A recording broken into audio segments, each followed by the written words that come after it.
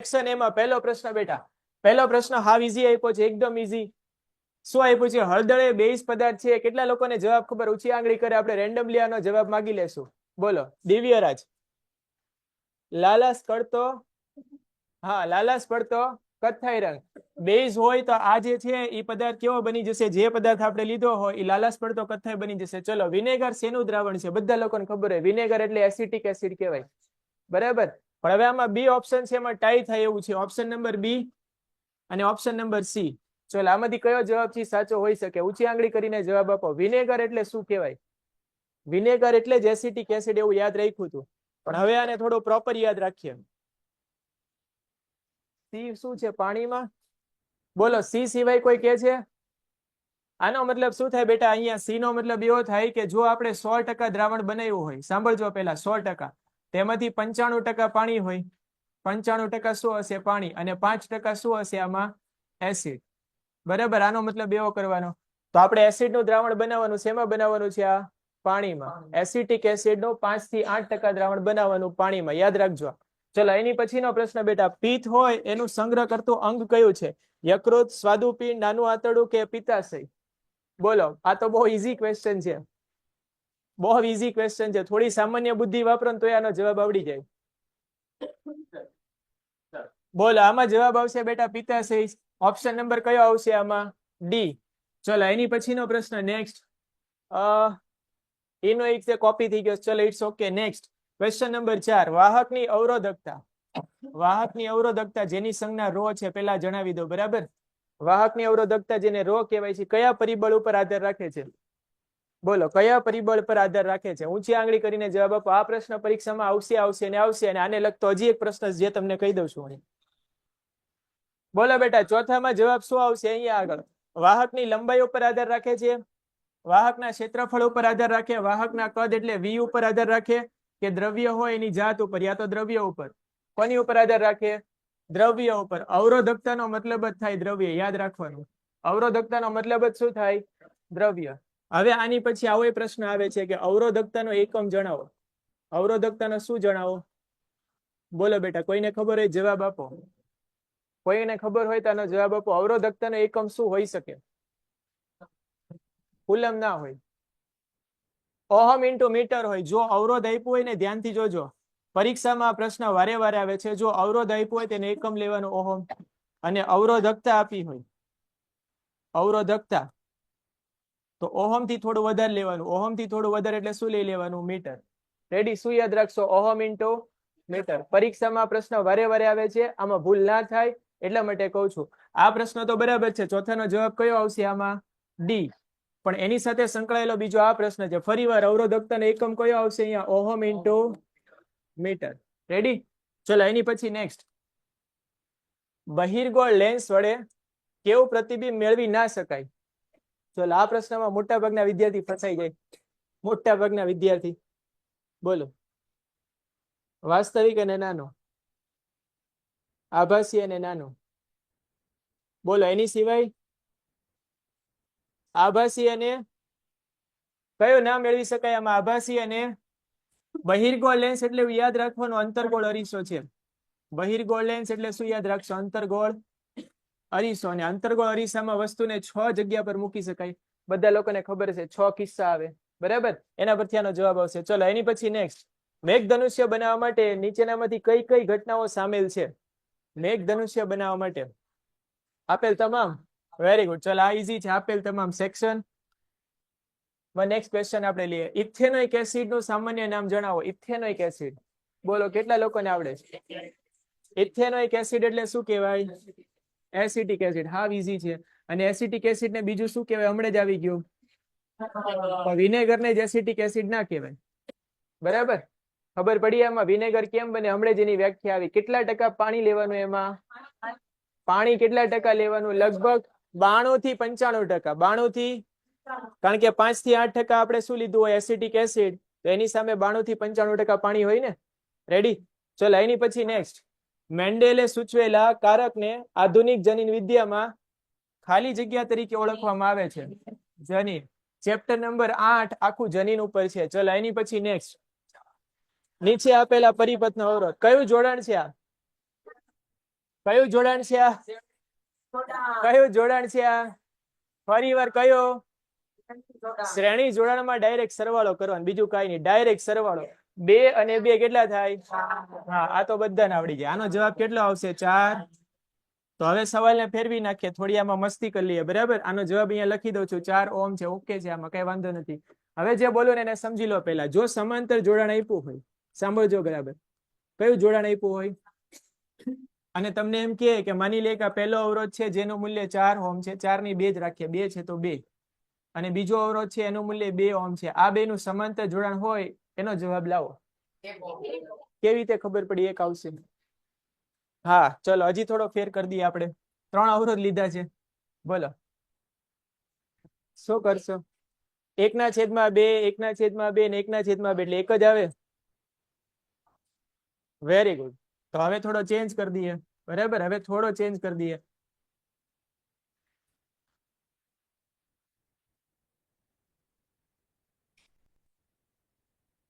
ચલો 4 ઓહમ ના 4 અવરોધ લીધા જેને સમાંતરમાં જોડ્યા. હવે આનો જવાબ શું આવશે? 3/, ખોટો જવાબ છે. તમે લોકો ગણતરી કરો છો બરાબર છે, પણ જવાબ ખોટો છે. 2 આવે કે 1 આવે? 1 આવે. જો આ દાખલાને કેમ ગણવાનો સમજી લો પહેલા. જો બધા અવરોધ સરખા આપ્યા હોય ને, સાંભળો પહેલા, એવું ધ્યાન રાખવાનું, જો બધા અવરોધ સરખા રાખ્યા હોય તો અવરોધનું મૂલ્ય અંશમાં લખવાનું. અવરોધનું મૂલ્ય ક્યાં લખવાનું? અંશમાં. અને છેદમાં એની સંખ્યા લખી દેવાની. છેદમાં શું લખવાની? એની સંખ્યા. છેદમાં શું લખવાની? એની સંખ્યા. બોલો હમણાં કેટલા અવરોધ લીધા હતા ટોટલ? તો છેદમાં કેટલા ઠપ કરી દેવાના? 4. અને દરેક અવરોધનું મૂલ્ય કેટલું ધાર્યું હતું? તો અંશમાં કેટલા રાખવાના? 4. બોલો 4/4 કરો, જવાબ કેટલો આવે? કયું જોડાણ હોય ત્યારે આવું કરવાનું, અને એની કઈ કન્ડિશન હોય ત્યારે? બધા અવરોધ કેવા હોવા જોઈએ? સરખા, ત્યારે આવું થાય. રેડી? ચલો આગળ જઈએ.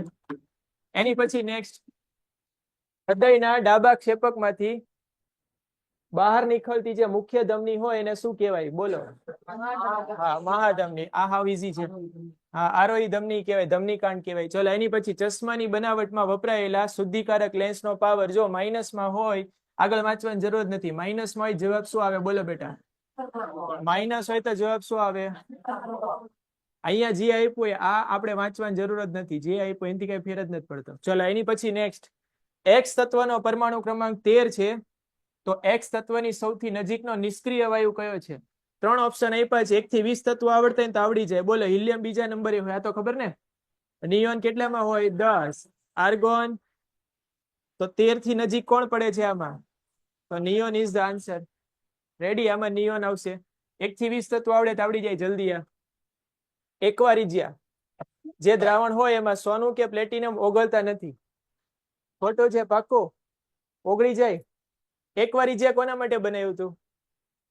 એકવારીજ્યા નામનું જે દ્રાવણ છે કોના માટે બનાવ્યું હતું? બોલો, કોઈ કહેશો?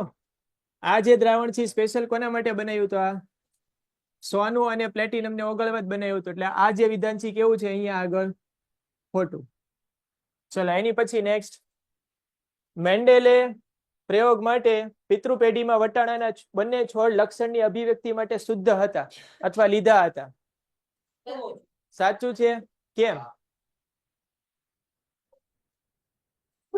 કેમ સાચું છે તો કેમ? એ સવાલ હું પૂછું છું. બોલો હવે, બોલો. સાચું છે તો કેમ? સાચું છે કહી દીધું. ચલો આ સાચું છે. ખોટું છે તો કેમ? કોઈ કેમ કે છે ખોટું છે તો કેમ? બોલો. કેમ કે ખોટું નથી એટલે સાચું છે, અને સાચું નથી એટલે ખોટું છે. કારણ સાથે જવાબ આપો. મેન્ડેલે પ્રયોગ કર્યો તેમાં ઊંચા છોડ લીધા હતા, યાદ છે? હા, આવું તો ખબર હોય. નીચા છોડે લીધા હતા. ઊંચા છોડ લીધા હતા, એમાં કેપિટલ ટી કેપિટલ ટી હતા. બે કેવા હતા? સરખા. એટલે આને શુદ્ધ જનીન કહેવાય. કેવા જનીન કહેવાય? શુદ્ધ. નીચા હતા એમાં બે કેવા હતા? સ્મોલ અને સ્મોલ. તો આ રીતે શુદ્ધ જનીન હતા. પણ આ બેન ભેગા કર્યા તો આમાંથી જવાબ કેપિટલ આવ્યો, આમાંથી જવાબ કયો આવ્યો? પણ આને જયારે ચેક કર્યા તો બધે બધા કેવા મળ્યા? બધે બધા કેવા મળ્યા અહીંયા? પણ આ જે ઊંચા છોડ મળ્યા એના જનીનમાં બે કેપિટલ નથી. જો એક કેપિટલ ને એક કેવા છે? તો આના જનીન બદલાઈ ગયા. જનીન શું થઈ ગયા? શુદ્ધ થઈ ગયા કે અશુદ્ધ થઈ ગયા? અશુદ્ધ થઈ ગયા.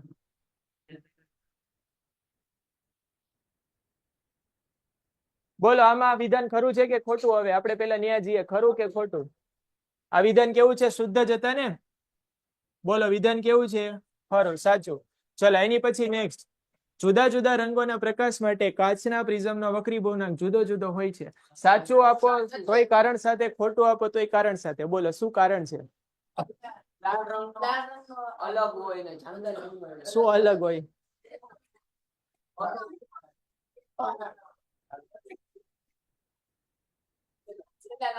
હા, પ્રિઝમ પ્રિઝમ બધાએ જોયો હશે ભાઈ. અહીંયા ધ્યાન આપો.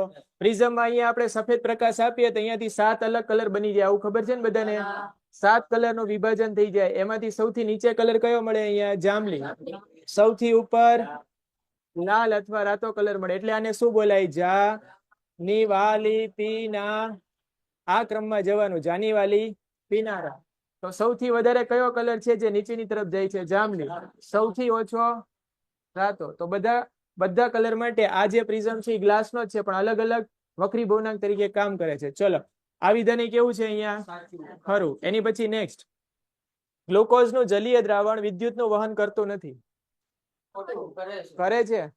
હા, તમે કહો છો એ ખોટું છે. બરાબર, ના કર્યા. વિધાન કેવું છે આ? ખરું. આવો એક પ્રશ્ન છે, પરીક્ષામાં આવે છે. પ્રશ્ન કેવી રીતે આવી સમજાવું છું, સમજી લો પેલા. આના પરથી એક પ્રશ્ન આવે છે જે 4 માર્કમાં આવે છે.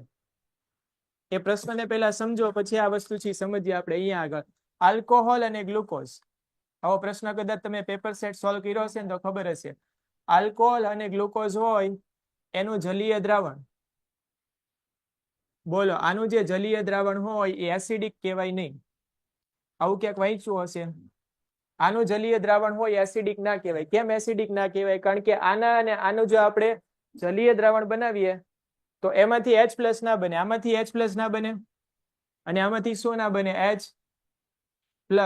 અને H+ ના બને તેની સાથે બીજા જે માઇનસ આયન હોય, ઋણ આયન, એ બી ના બની શકે. એનો મતલબ એવો થાય કે આમાંથી તે આયનો ના બની શકે, આમાંથી તે આયનો ના બની શકે. આયનો ના બની શકે તો વિદ્યુતનું વહન કરતું નથી. એવું યાદ રાખવાનું છે. કિધર ભાઈ, કિધર થી આપ લોગ? હમ તારું નામ યાદ રહી ગયું છે આખી બેચમાં. ચલો ભાઈ, કેવું વિધાન છે આ? ખોટું છે કે ખોટું? આ ખોટું કે ખોટું? ખોટું નથી, ખરું વિધાન છે. ગ્લુકોઝનું દ્રાવણ હોય વિદ્યુતનું વહન કરતું નથી. ચલો એની પછી નેક્સ્ટ, પિચ્યુટરી ગ્રંથિ દ્વારા ઉત્પન્ન થતો એક અંતઃસ્ત્રાવ હોય એનું નામ આપો. બોલો, પિચ્યુટરી ગ્રંથિમાંથી કયો અંતઃસ્ત્રાવ છે એ ઉત્પન્ન થાય? પિત્તરસ ઉત્પન્ન થાય. પેલા તો પિચ્યુટરી હોય ને મગજમાં હોય, બરાબર? મગજમાં જેને પિત્ત ભર્યું એ કાઢી નાખજો. જેના મગજમાં અહીંયા પિત્ત ભરેલું એ કાઢી નાખજો, પહેલી વસ્તુ. બરાબર? જેને પિત્તરસ આન્સર આપ્યો તે ખોટો આન્સર છે. જ્યારે હા, એને બોલાય GH. બરાબર? આને શું બોલાય? GH. GH એટલે આને બોલાય ગ્રોથ હોર્મોન. શું બોલશો આને? ગ્રોથ. જ્યારે બધા લોકોનો જન્મ થયો ત્યારથી લઈને અત્યાર સુધી મોટા થઈ ગયા 10મા ધોરણમાં, તો ગ્રોથ થયો એટલે થયા ને. નહીતર પછી આટલા જો નાના નાના છોટા છોટા. તો આ ગ્રોથ હોર્મોન છે, એના કારણે આ થાય છે. ચલો એની પછી નેક્સ્ટ, કયા વર્ગના પ્રાણીમાં લિંગ નિશ્ચયન ફલિત અંડકોષના તાપમાન પર આધાર રાખે? વેરી ગુડ, જવાબ બરાબર છે, પણ સવાલ બરાબર વાંચો. એક તો કાચબો આવે અને બીજું કોણ આવે? હા, બરાબર છે, પરફેક્ટ. આમ જ થાય. પણ આ કયા વર્ગના પ્રાણીઓ છે? સવાલ એમ છે. બોલો, 2-4 જાતું જણાવી દો. એક પ્રાણી હોય એને સામાજિક પ્રાણી કહેવાય, બધાને ખબર છે કોને કહેવાય. પછી સરીસૃપ આવે, પછી ઓલા ઉભયજીવી આવે, આવું બધું આવે ને. સસ્તન પ્રાણી આવે. તો બોલો આ કયા પ્રાણીઓ છે? સસ્તન પ્રાણીઓ છે. વિચારી લો શાંતિથી. ઉભયજીવી છે. આના જવાબમાં તમારે લખવાનું છે ઉભયજીવી અથવા સરીસૃપ. શું લખશો આમાં? સરીસૃપ એટલે ખબર પડે ને, પેટે સરકીને ચાલતા, દાખલા તરીકે સાપ. ચલો એની પછી નેક્સ્ટ, આંખના લેન્સની જાડાઈમાં ફેરફાર કરવા માનવ આંખનો કયો ભાગ મદદ કરે છે? બોલો. સિલિયરી સ્નાયુઓ. સિલિયરી સ્નાયુઓ સૌથી ઇમ્પોર્ટન્ટ ભાગ છે આ, સિલિયરી સ્નાયુઓ. ચલો એની પછી નેક્સ્ટ, નીચેનામાંથી બંધ બેસતી ના હોય એવી જોડ જણાવો. સી આવશે? કેમ આવશે? કેમ આવશે? હવે ઈ સવાલ બોલો. ચલો ભાઈ, તાંબુ તો વાહક હોય, બધાને ખબર છે. અને આને ધાતુ કહેવાય. લાકડું છે એ અવાહક છે, આને અધાતુ ના કહેવાય, કહી દઉં. બરાબર? અને નિક્રોમ ઈ મિશ્ર ધાતુ છે. કેવી ધાતુ છે? મિશ્ર ધાતુ છે એટલે અર્ધવાહક નથી. તો કયો ઓપ્શન આમાં સાચો છે? સી. ચલો એની પછી નેક્સ્ટ, ઇસ્ટ્રોજન અને થાઇરોક્સિનમાં કયું સામે જોડમાં બંધ બેસે છે જણાવો. બોલો પેલા તો આ ઇસ્ટ્રોજન નામનો અંતઃસ્ત્રાવ હોય એ શેમાં હોય? છોકરાઓમાં હોય કે પુરુષમાં હોય? શેમાં જોવા મળે? ઘણા લોકો કહે છે શેમાં જોવા મળે? આ છોકરીઓમાં જોવા મળે. બરાબર, તો એને લગતું જે આમાં હોય કારણ એ શોધી કાઢો. બોલો કયો આવશે? માસિક ચક્ર વાળું. એની પછી નેક્સ્ટ, થાઇરોક્સિન હોય શેનું કામ કરે?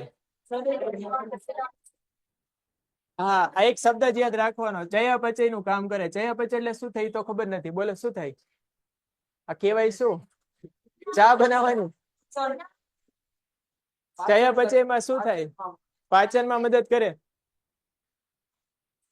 બોલો ભાઈ શું થાય ચયાપચય? શબ્દ તો આપણે ટીક કરી દીધો, ઓકે છે કે થાઇરોક્સિન એટલે આવું કરે અને આવું કરે. કઈ શું થાય ચયાપચય એટલે? આ જે હોય ને થાઇરોક્સિન એ તમારા શરીરનો બધી બાજુથી સરખો ગ્રોથ કરે, એક સરખો ગ્રોથ, એટલે એને ચયાપચય કહેવાય. બરાબર, સરખો ગ્રોથ કેવી રીતે? માની લે નાના હોય ત્યારે બે હાથ સરખા જ હોય, મોટા થાવ ને એક હાથ મોટો થઈ જાય ને બીજો હાથ નાનો, એવું ના થાય. શરીરનો બધી બાજુથી ગ્રોથ કેવો થાય? એક સરખો. એનું ધ્યાન કોણ રાખ્યા? થાઇરોક્સિન. બરાબર, તો ઘણી વાર થાઇરોક્સિન નું પ્રમાણ વધઘટ થઈ જાય તો અહીંથી જે ડોક હોય ને આમ બહાર આવી જાય, એને કહેવાય શું કહેવાય? ગોઈટર. તો આપણા શરીરનો ઓવરઓલ જે બોડી ગ્રોથ છે ને, હા આયોડિન વાળું, એ આના કારણે કંટ્રોલ થાય છે. યાદ રાખજો ચયાપચય. ચલો એની પછી નેક્સ્ટ બેટા, હવે સ્વયંપોષી કોને કહેવાય ને વિઘટકો કોને કહેવાય? બોલો આમાં સ્વયંપોષી કોને કહેવાય? સ્વયંપોષી એટલે પેલા તો વનસ્પતિ કહેવાય બધી. અને વનસ્પતિ કઈ ક્રિયાઓ કરે? બોલો. પ્રકાશ સંશ્લેષણ, આ તો બધાને ખબર હોય. અને પ્રકાશ સંશ્લેષણ કરતી હોય તે અકાર્બનિક પદાર્થોને પેલા લઈ લે. કયા પદાર્થોને લઈ લે? કયા કયા? કાર્બન ડાયોક્સાઇડ અને પાણી. પ્રકાશ સંશ્લેષણ બધાને ખબર જ હોય. બરાબર, કાર્બન ડાયોક્સાઇડ અને પાણી લઈ લે અને એમાંથી બનાવી નાખે ગ્લુકોઝ. શું બનાવી નાખશે? અને ગ્લુકોઝ એ કેવો પદાર્થ છે? કાર્બનિક પદાર્થ છે. કેવો પદાર્થ છે? તો અકાર્બનિક માંથી શું બનાવે છે? કાર્બનિક. તો બોલો ઓપ્શન કયો છે આમાં? દેખાઈશ કઈ? સી છે. હા સી, 23 માં સી. ચલો એની પછી 24, વિઘટકો શું કરે? વિઘટકો એટલે પ્રાણીને આહારી કરે. પ્રાણી આહારી આવે. વિઘટકો એટલે શું કરે? સાંભળો, પેલા સાંભળો, હું જે બોલે ને સમજી લો. આખી સાયકલ છે આ પ્રશ્ન પૂછી લીધી. સૌથી પહેલા જે જમીનમાં હોય અને વાતાવરણમાં હોય એ વસ્તુ છે એ લીલી વનસ્પતિ લઈ લે. કેવી રીતે? તો કે વાતાવરણમાંથી કોને લેશે? કાર્બન. જમીનમાંથી કોને ખેંચશે? પાણીને. પછી એની ફેક્ટરીમાં કોને બનાવશે? ગ્લુકોઝ ને. એ ગ્લુકોઝ એટલે આપણા બધાનો ખોરાક. બરાબર, આપણે જે બી વસ્તુ ખાઈએ એમાં ગ્લુકોઝ હોય ને હોય. એ ગ્લુકોઝ એટલે કયો પદાર્થ છે? કાર્બનિક. આપણું આખું શરીર કાર્બનનું બનેલું. તો જ્યારે કોઈ પણ સજીવ છે એ મૃત્યુ પામે તો હંમેશા ક્યાં જશે? જમીનમાં જશે ને. કાં તો એને બાળી નાખો ને કાં દાટી દો, પણ જશે તો જમીનમાં.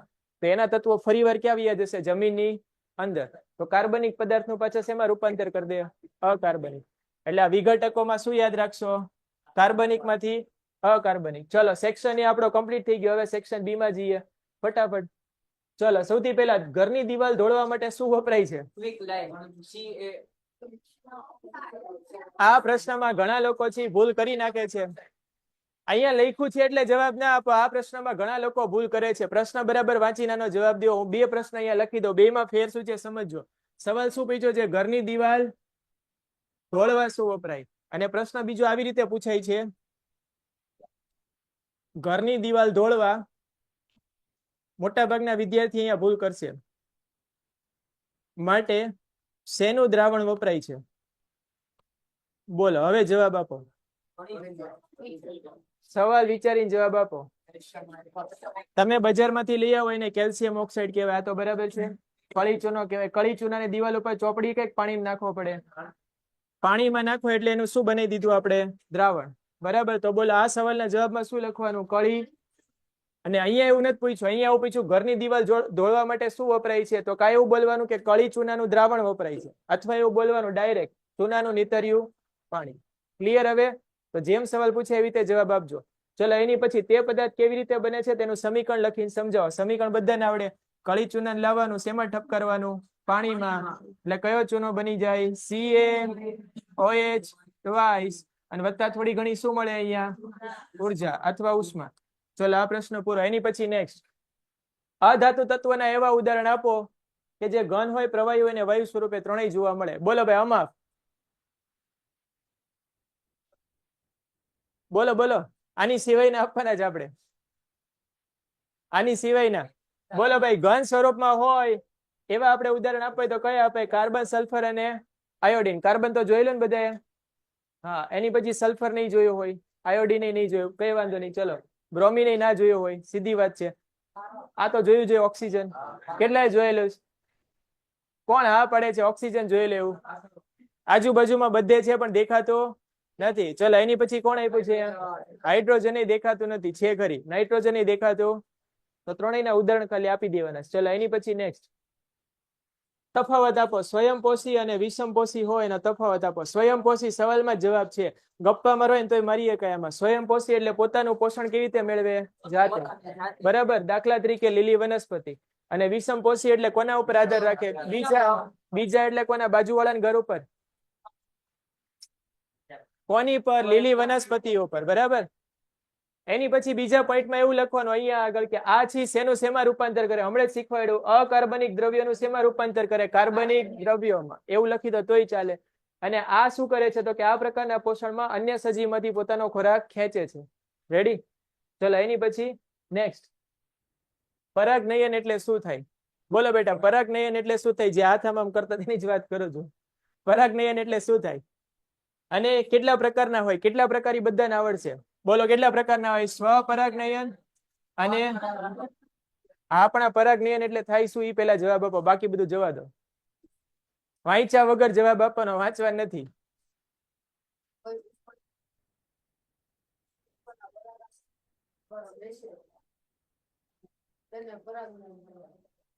બોલો, કોઈ જવાબ નહીં આપે?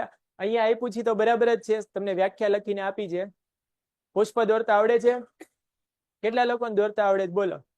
પુષ્પ હોય એનો આડછેદ દોરતા કેટલા લોકોને આવડે છે? પરીક્ષામાં આવશે અને આવશે. આ પ્રશ્ન બોર્ડની પરીક્ષાની વાત કરું છું. બરાબર, 100% આવશે. 1 2 3 4 જોઈ લો ભાઈ.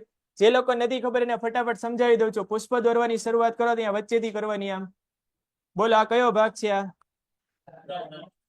અંડાશય તો બરાબર. આખો ભાગ છે ને શું કહેવાય? સ્ત્રી કેસર કહેવાય.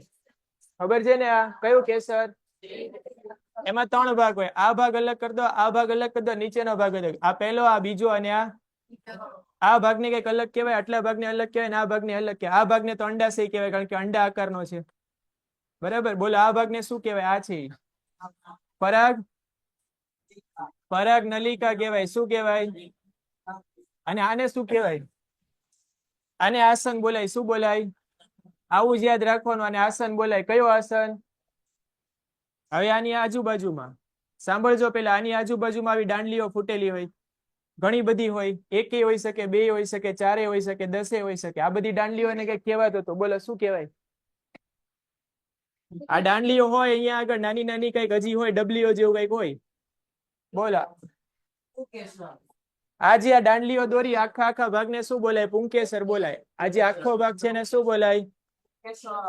હા, કઈ કેસર? આમાં પુ આવે એટલે કેવો ભાગ કહેવાય? પુરુષ વાળો ભાગ, મેલ પાર્ટ કહેવાય. આ વચ્ચેનો ભાગ કેવો કહેવાય? ફિમેલ પાર્ટ કહેવાય. રેડિયા. આ જે ડબલીઓ હોય ને એમાં પરાગરજ આવેલી. શું આવેલી હોય? પરાગરજ એટલે ખબર પડે? કોષો છે, બીજું કઈ નથી. પુષ્પના શું છે? કોષો. આ કોષો છે ફરતા ફરતા ફરતા ફરતા અહીંયા બેસી જવા જોઈએ. કયા આસન ઉપર? પરાગ. અહીંથી અહીંયા પહોંચે ને એને શું કહેવાય? પરાગનયન. શું કહેવાય? કોને પહોંચાડવાનું? તમને કે મને? કોને? પરાગરજ ને. ક્યાંથી ક્યાં સુધી? તો કે પુંકેસર માંથી સ્ત્રી કેસર ના કયા ભાગમાં? પરાગાસન. આ વ્યાખ્યા બની ગઈ. તો વ્યાખ્યા તમારા શબ્દોમાં બનાવવાની કે પરાગરજ ને સાંભળો. પેલા પરાગરજ ને આને પરાગાશય કહેવાય. ડબલ્યુ એને શું બોલાય? પરાગરજ ને પરાગાશય માંથી સ્ત્રી કેસરના પરાગાસન ઉપર લઈ જવાની જે ક્રિયા હોય એને શું બોલાય છે? પરાગનયન. રેડી? આવ્યા? તમે ઘરેથી અહીંયા આવો એને શું કહો છો? કઈ કહો છો? કેવી રીતે? ડાયરેક્ટ અહીંયા આવો છો કે રખડતા રખડતા આવો છો? સાયકલ લઈને આવો? છોકરાઓની ખાસ વાત કરું છું. છોકરાઓ ઘરેથી નીકળે સર 6 વાગ્યાનો ટાઈમ છે, અહીંયા આવે છે 6:30, 6:45, 7 વાગે. ચલો ભાઈ, અહીંયા આગળ વધીએ. જાતીય સમાગમ દરમિયાન સંક્રમિત રોગો કયા કયા છે? એસટીડી કહેવાય. અને એસટીડી એટલે સેક્સ્યુઅલી ટ્રાન્સમિટેડ ડિઝીઝ. આના બે પ્રકાર યાદ રાખવાના. જો ના પૂછ્યું તો એ ખબર હોવી જોઈએ. એકમાં યાદ રાખવાનું બેક્ટેરિયા દ્વારા થતા રોગો, કોના દ્વારા, અને બીજામાં કોના દ્વારા, વાયરસ દ્વારા. વાયરસ નો સ્પેલિંગ કદાચ રોંગ છે, બરાબર, તો કઈ વાંધો નહીં. બેક્ટેરિયા દ્વારા થતા હોય એના બે નામ આપ્યા છે, કયા, સિફિલિસ અને, આમાં કઈ વાંધો નહીં. અને બાકી કયા છે, મસા અને, આ થઈ જાય તો બહુ પ્રોબ્લેમ, કારણ કે ઉપરની ટિકિટ ફાટી જાય. રેડી? ચલો એની પછી નેક્સ્ટ. હા, મસા એટલે રોગ જ છે. અત્યારે આપણે એની ચર્ચા નહીં કરીએ, મને પૂછી લેજો પછી. ચલો એની પછી આ કઈક વર્ણપટ આપ્યો છે ને, બે સવાલ આપ્યા તમને આમાં, બરાબર. આમાં પહેલો સવાલ આપણે આને લઈ લઈએ. ઉપરોક્ત બનતી ઘટનાનું નામ લખો. બોલો આમાં કઈ ઘટના બને છે? પ્રકાશનું શું બને છે આમાં? વિભાજન. એક પ્રકાશ હતો એક કલરનો, વ્હાઈટ કલરનો, એમાંથી કેટલા કલર બની ગયા? 7. એમાં એક્સ એટલે શું કહેવાય, વાય એટલે શું કહેવાય? એક્સ એટલે ઉપર. ઘણા વિદ્યાર્થી આ દોરી નાખે, બરાબર, પણ દોરીને ભૂલ એ કરે કે ઉપર જાંબલી લખે, નીચે શું લખે? લાલ. તો જાની વાલી પીનારા ક્યાંથી ચાલુ કરવાનું? નીચેથી ઉપર. ભૂલ ના થાય એમાં. ચલો એની પછી નેક્સ્ટ. આવું કઈક આપ્યું છે કે વિદ્યુત પ્રવાહની વ્યાખ્યા આપો, સૂત્ર આપો, અને બીજું શું આપો? એકમ. ચલો પ્રવાહ આપ્યું એટલે એકમ તો બધાને આવડે, એમ્પિયર થાય. શું થાય? એમ્પિયર બોલે તો શું કરી દઈએ? એ. આનું સૂત્ર તમને શીખવાડ્યું તો I બરાબર QT. શીખવાડ્યું તો I બરાબર, શીખવાડ્યું તો કે નહીં આવું? તો બસ આના દ્વારા જેની વ્યાખ્યા બનાવી દેવાની. એકમ સમયમાં પસાર થતા Q ને, એકમ સમયમાં પસાર થતા Q નું નામ પાછું આવડવું જોઈએ. Q એટલે શું થાય? વિદ્યુત ભારનો જથ્થો. તો સૂત્ર આવડે તો એની વ્યાખ્યા બી બોલો. હવે આને હા 100%. બોલો શું બોલશો? અને એકમ સમયમાં પસાર થતા વિદ્યુત ભારના જથ્થા અને વિદ્યુત પ્રવાહ. આમાં એક શબ્દ હજી ઉમેરી દેવાનો. એકમ સમયમાં વાહકના આડછેદમાંથી પસાર થતા વિદ્યુત ભારના જથ્થા અને વિદ્યુત પ્રવાહ કહે છે. આટલું કરી દેવાનું. ચલો એની પછી નેક્સ્ટ. આવો કઈક પ્રશ્ન આપ્યો છે. આમાં શું ગણવાનું કીધું છે? આમાં ખર્ચ ગણવાનો કીધો. શું ગણવાનો કીધો? ખર્ચ એટલે સમજી લો લાઇટ બિલ જ ગણવાનું હોય. શું ગણવાનું હોય? અને જ્યારે બી લાઇટ બિલ ગણવાનું હોય ત્યારે તમારે પટ્ટી યાદ રાખી લેવાનું. શું યાદ રાખી લેવાનું? પટ્ટીનો મતલબ શું થાય સમજી લો પહેલા. P એટલે પાવર આપેલો હશે. શું આપેલો હશે? પાવર. અને T એટલે શું આપ્યો હશે? સમય. આ બે આપેલું જ હોય, ખાલી આ બે નો ગુણાકાર કરવાનો સમજી વિચારીને. એટલે આપણો ખર્ચો આપણને હમણાં મળી જશે. કેવી રીતે જોઈ લઈએ. ચલો આને જવા દો. હવે લાઇટ બિલ ગણવાનું છે. હવે પ્રશ્નને વાંચીએ આપણે. અહીંથી પેલા ક્લિયર કરીએ. બોલો ઘરમાં કઈ કઈ વસ્તુ વાપરવાની છે? એક વિદ્યુતનો બલ્બ અને બીજું આ 100 વોટ નું છે ને આ 500 વોટ નું. તેવું લખી દઈએ કે P1 બરાબર 100 વોટ છે બલ્બ માટે, અને P2 બરાબર કેટલા વોટ છે? તો આપણે ટોટલ કેટલા વોટ વાપરવાના છે? 600. તો થોડી ગણતરી વધારે દર્શાવે તો આમ લખાય P1 વત્તા P2 બરાબર 600. તો આપણે દરરોજ 600 વોટ ને વાપરવાના છે, બે સાધન ભેગા કરીને. હવે સમય આવે છે. સમય કેટલી કલાક વાપરવાનો? 12 કલાક. કેટલા દિવસમાં? આવું કેટલા દિવસ સુધી વાપરવાનું છે? તો અહીંયા આગળ એમ લખી નાખું કે આમાં કુલ સમય કેટલો છે?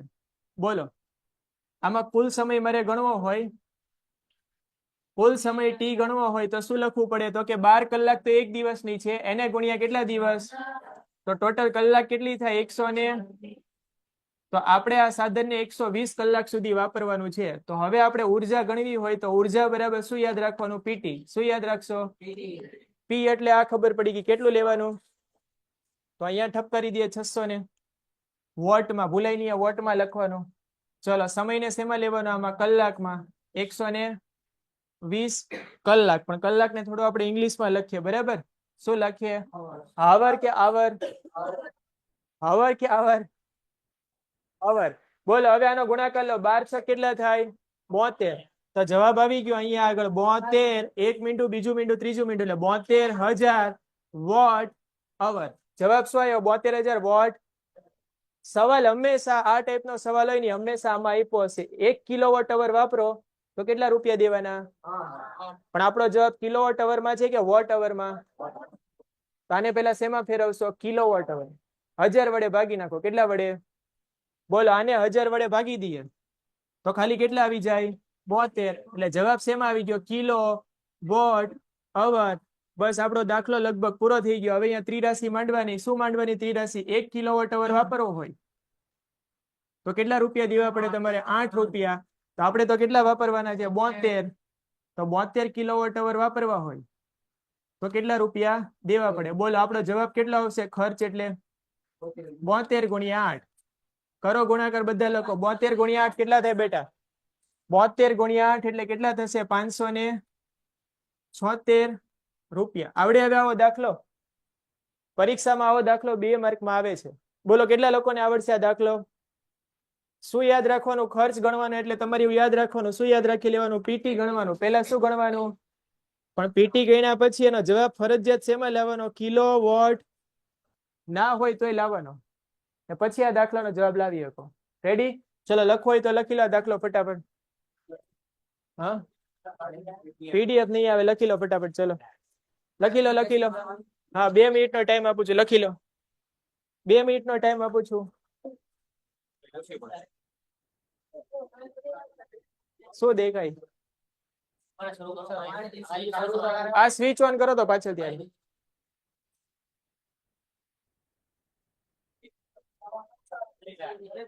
બસ ભાઈ હમણાં થોડી વારમાં થઈ જશે એડજસ્ટ.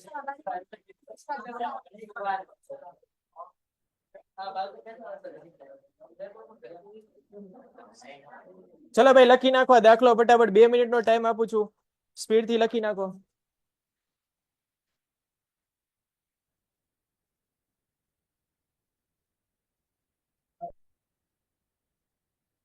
તો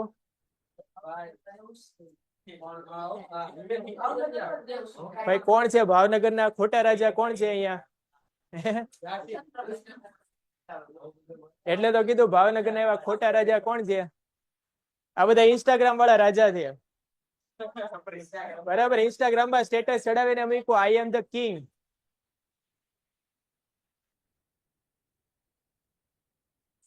પણ ઘરમાં બાજુમાં વંદો આવ્યો, ગરોળી આવી ને તો પછી ડરતા હોય. બરાબર. હા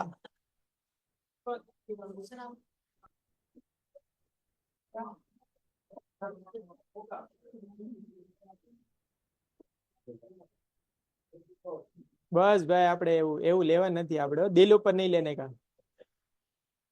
શું આમાં શું જોશ તારે? હવે આ ફરશે નહીં, આ નોખું થઈ જશે અહીંથી. એનું સેટઅપ થયેલું, સેટઅપ રહેવા દો, અત્યારે વિખાઈ જશે. આપણી ડોકી જેવું નથી કે આમ ફરી જાય.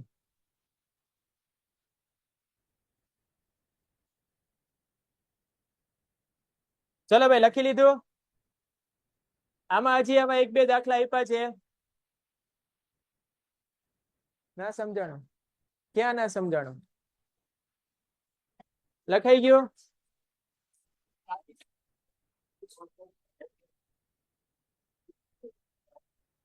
બે વાર લખાઈ ગયું ને? ચલો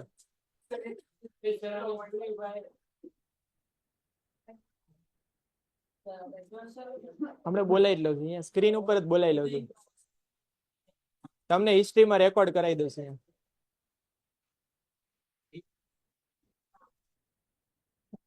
ચલો ભાઈ લખાઈ ગયું છે આ? ચલો નેક્સ્ટ પ્રશ્ન. હવે ચલો એસી અને ડીસી પ્રવાહનો તફાવત આપો. આ પ્રશ્ન પરીક્ષામાં વારે વારે આવે છે. આમાં 2 જ મુદ્દા આપ્યા છે, આનાથી વધારે મુદ્દા યાદ રાખવાના જ આપણે. બોલો એસી પ્રવાહ કઈ દિશામાં વહે? સોરી, પહેલા ડીસી આપ્યું છે, પછી એસી આપ્યું છે. ડીસી કઈ પ્રવાહમાં વહે? એક જ દિશામાં. અને એસી પ્રવાહથી કઈ દિશામાં વહે? તો કે ધનથી ઋણ અને ઋણથી. અહીંયા આવું લખ્યું છે, પણ અહીંયા એવું લખવાનું કે એસી પ્રવાહ હોય ધનથી ઋણ થાય ને ઋણથી પાછો ધન, ધનથી ઋણ, ઋણથી આવી રીતે વહેતો, એટલે એની દિશા બદલાયા કરે. બીજું, ડીસી પ્રવાહ હંમેશા બેટરી અથવા શેના દ્વારા મળે? સેલ દ્વારા. અને એસી પ્રવાહ કોના દ્વારા મળે? એસી જનરેટર દ્વારા. રેડિયા. પછી આની સિવાય 1-2 મુદ્દા હતા. ડીસી પ્રવાહની આવૃત્તિ 0 હોય, શીખવાડ્યું તો આવું. બોલો ડીસી પ્રવાહની આવૃત્તિ કેટલી હોય? 0. અને એસી પ્રવાહની આવૃત્તિ હોય પણ બધી અલગ અલગ હોય. ઇન્ડિયામાં કેટલી હતી? કોઈને યાદ છે? એસી પ્રવાહની આવૃત્તિ 50 હર્ટ્ઝ હતી. કેટલી હતી? ક્યાં?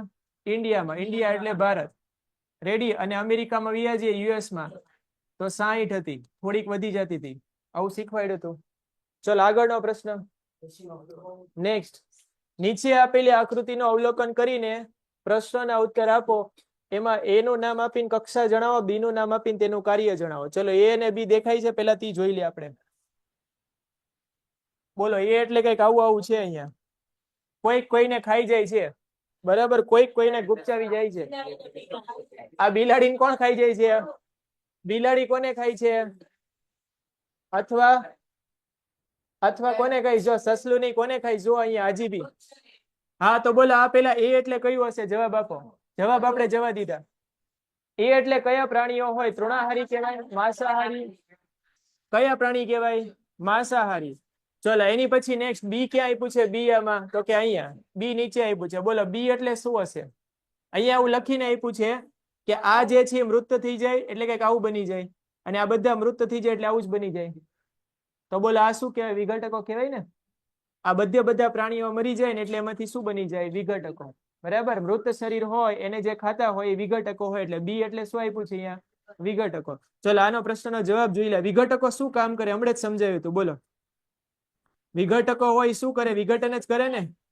કોનું વિઘટન કરે? કાર્બનિક પદાર્થોનો અકાર્બનિક. તો બસ એવું જ લખવાનું છે આમાં.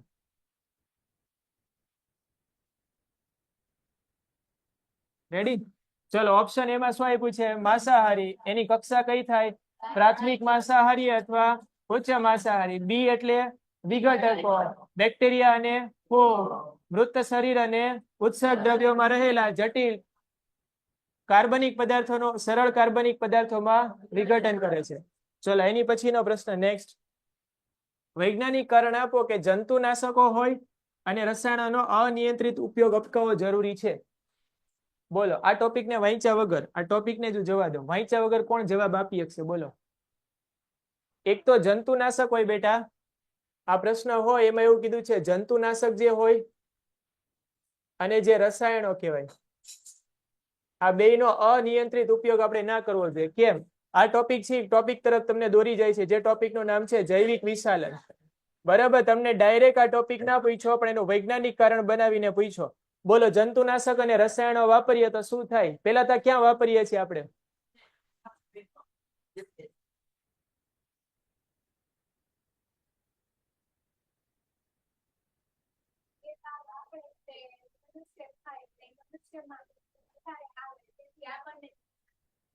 જો ભાઈ જંતુનાશક હોય અથવા રસાયણ હોય, સૌથી પહેલા જમીન હોય એની અંદર આપણે મોકલી દઈએ છીએ. કેવી રીતે? તો કે ખેતી દ્વારા. ખેતી હોય એના દ્વારા આપણે શું લાવીએ છીએ? પાક લઈએ છીએ. ગમે એ પાકને કોણ ખાતો હોય? યા તો ડાયરેક્ટલી આપણે ખાઈએ, યા તો બીજા દ્વારા આપણા પહેલાના સજીવો એ ખાતા હોય. બરાબર, તૃણાહારી ખાતા હોય, આપણે મિશ્રાહારીમાં આવીએ છીએ. તો એમાંથી જે જૈવિક વિશાલન આવ્યું હતું, મતલબ જે ઝેરી દ્રવ્યો આવ્યા હતા, જંતુનાશકો અને રસાયણો, એ આપણા શરીરમાં આવશે અને કોઈને કોઈ અંશે આ જે તત્વો છે ને એ આપણા કેન્સર માટે જવાબદાર છે. શેના માટે? આપણા શરીરમાં જે કેન્સર થાય છે એના માટે સૌથી વધારે જવાબદાર વસ્તુ હોય તે આ છે, જંતુનાશક અને કીટનાશક. અને આજકાલની આપણે જેટલી બી પ્રોડક્ટ ખાઈએ છીએ, જેટલા બી ફળ, ફ્રૂટ, શાકભાજી, બધામાં છે જ તે. તમે કે હું બચી જ નથી શકતા, સિવાય કે આપણે ઘરનું ખેતર હોય, આપણે જાતે ખેતી કરતા હોય અને આપણે જાતે જ તે લણીને ખાતા હોય તો એ ઓકે છે. બાકી બધા લોકો જે આજુબાજુમાંથી અત્યારે ખાસ કરીને શહેરોમાં આપણે આવો જ ખોરાક ખાઈએ છીએ. રેડી? ચલો એની પછી નેક્સ્ટ. તો આ પ્રશ્નમાં તમારે એવું કારણ આપવાનું છે. શું કીધું છે? રોગો કે જંતુઓથી કૃષિ પાકના રક્ષણ માટે જંતુનાશકો અને અન્ય રસાયણોનો ઉપયોગ કરવામાં આવે છે. એની પછી આ રસાયણો જૈવ અવિઘટનીય દ્રવ્યો હોય છે. કેવા દ્રવ્યો હોય છે? આ શબ્દ લખવો જરૂરી છે. કેવા દ્રવ્યો હોય? મતલબ શું અહીંયા આગળ કે એકવાર જમીનમાં આવી ગયા તો ત્યાંથી પાકમાં આવશે, પાકમાંથી ક્યાં આવશે? આપણા શરીરમાં. આપણું શરીર મૃત પામે એટલે પાછા જમીનમાં. પાછી જમીનમાં આપણે ખેતી કરીએ ત્યારે પાછા નવા ઉમેરીએ છીએ. તે પાછા આ સાયકલમાં ફરીવાર રિપીટ થતા રહેશે. તો બોલો આનાથી શું થાય છે? જૈવિક ક્રિયાઓ દ્વારા આનું વિઘટન થઈ શકતું નથી. આ રસાયણોના અનિયંત્રિત ઉપયોગ દ્વારા જમીન અને પાણીમાં તેમનું પ્રમાણ વધે છે. ત્યાંથી વનસ્પતિના શરીરમાં જઈને હમણાં સમજો એવી રીતે આપણા શરીરમાં આવે. રેડી? ચલો આગળ. હવે નેક્સ્ટ આવી કઈક આકૃતિ આપી છે, આને અવલોકન કરીને જે પૂછ્યું એનો જવાબ બોલો. એક્સ એટલે શું કહેવાય? એક્સ એટલે શું કહેવાય? પર્ણરંધ્ર. અને ઝેડ એટલે શું કહેવાય? રક્ષક કોષો. આ આકૃતિ વારે વારે પરીક્ષામાં આવે છે. ખબર નહીં બોર્ડના જે ટીચર હોય ને આકૃતિ સાથે શું લગાવ છે, વારે વારે પૂછાઈ ગયા. રેડી? ચલો એની પછી નેક્સ્ટ બેટા શું આપ્યું છે અહીંયા? વિદ્યુત પ્રવાહ ધારિત ચુંબકીય ક્ષેત્રનો ઉપયોગ થતો હોય તેવા સાધનોના નામ આપો. બોલો અહીંયા 4-5 સાધનના નામ આપ્યા છે. એકાદ બે સાધન તમારી પાસે આશા રાખીશ આપી શકો એવા. સૌથી પહેલી કઈ છે? વિદ્યુત વિદ્યુત જનરેટર, લાઉડ સ્પીકર, માઇક્રો અને માપન કરતા. કોનું માપન કરતા? એ તો લખ્યું નથી. બોલો. વિદ્યુત પ્રવાહનું માપન કરતા સાધનો. વિદ્યુત પ્રવાહનું માપન કોણ કરે છે? એ મીટરમાં તે આનો ઉપયોગ થાય છે, ચુંબકીય ક્ષેત્ર. બરાબર. 11-12 સાયન્સ લેશન તેમાં ટોપિક ડિટેલમાં આવે છે તમારે. હા, સાયન્સ નથી લેવાનું, મને ખબર છે, અમુક લોકો છે એને. ચલો એની પછી નેક્સ્ટ ક્વેશ્ચન નંબર કયો આવ્યા? 38. ખોરાપણું એટલે શું? સેક્શન નંબર સી આવ્યા. 3 ગુણના પ્રશ્નો છે, એમાંનો પહેલો પ્રશ્ન અહીંયા આગળ. ખોરાપણું એટલે શું? બોલો. આને વાંચ્યા વગર તમારે જવાબ આપવાનો છે. ખોરાપણું એટલે શું થાય? કોણ જવાબ આપી શકશે?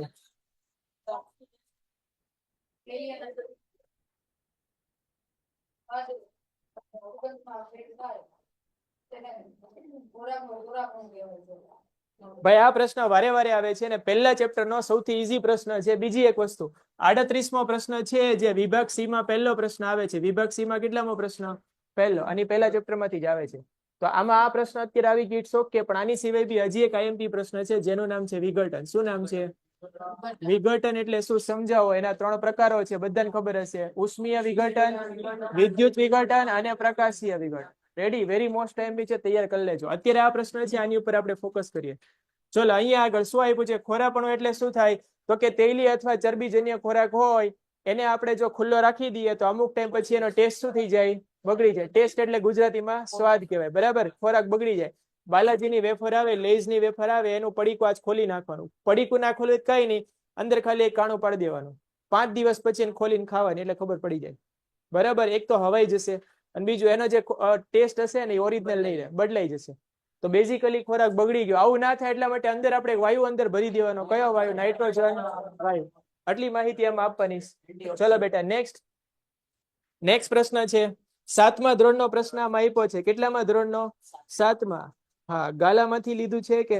હા બેટા, જેટલા પ્રશ્નો હશે ગાલામાંય હશે, કુમારમાંય હશે, લિબર્ટીમાંય હશે. બરાબર, બધામાં હશે. ગાલાનું છે કેટલામું છે પેપર? આ 3જો ને 5મો છે. Very good. આટલું એનાલિસિસ તમે આની ઉપર કરો છો તો એટલું ભણવામાં કરો ને તો તમારે બહુ માર્ક આવે. હશે હવે 5મું હશે. સાંભળો પેલા, આમાં જેટલા પ્રશ્નો હશે બેટા એ કોઈ ને કોઈ પેપર માંથી જ આવતા હશે, એટલે તમે નક્કી કરી લેજો કયા પેપર માંથી છે.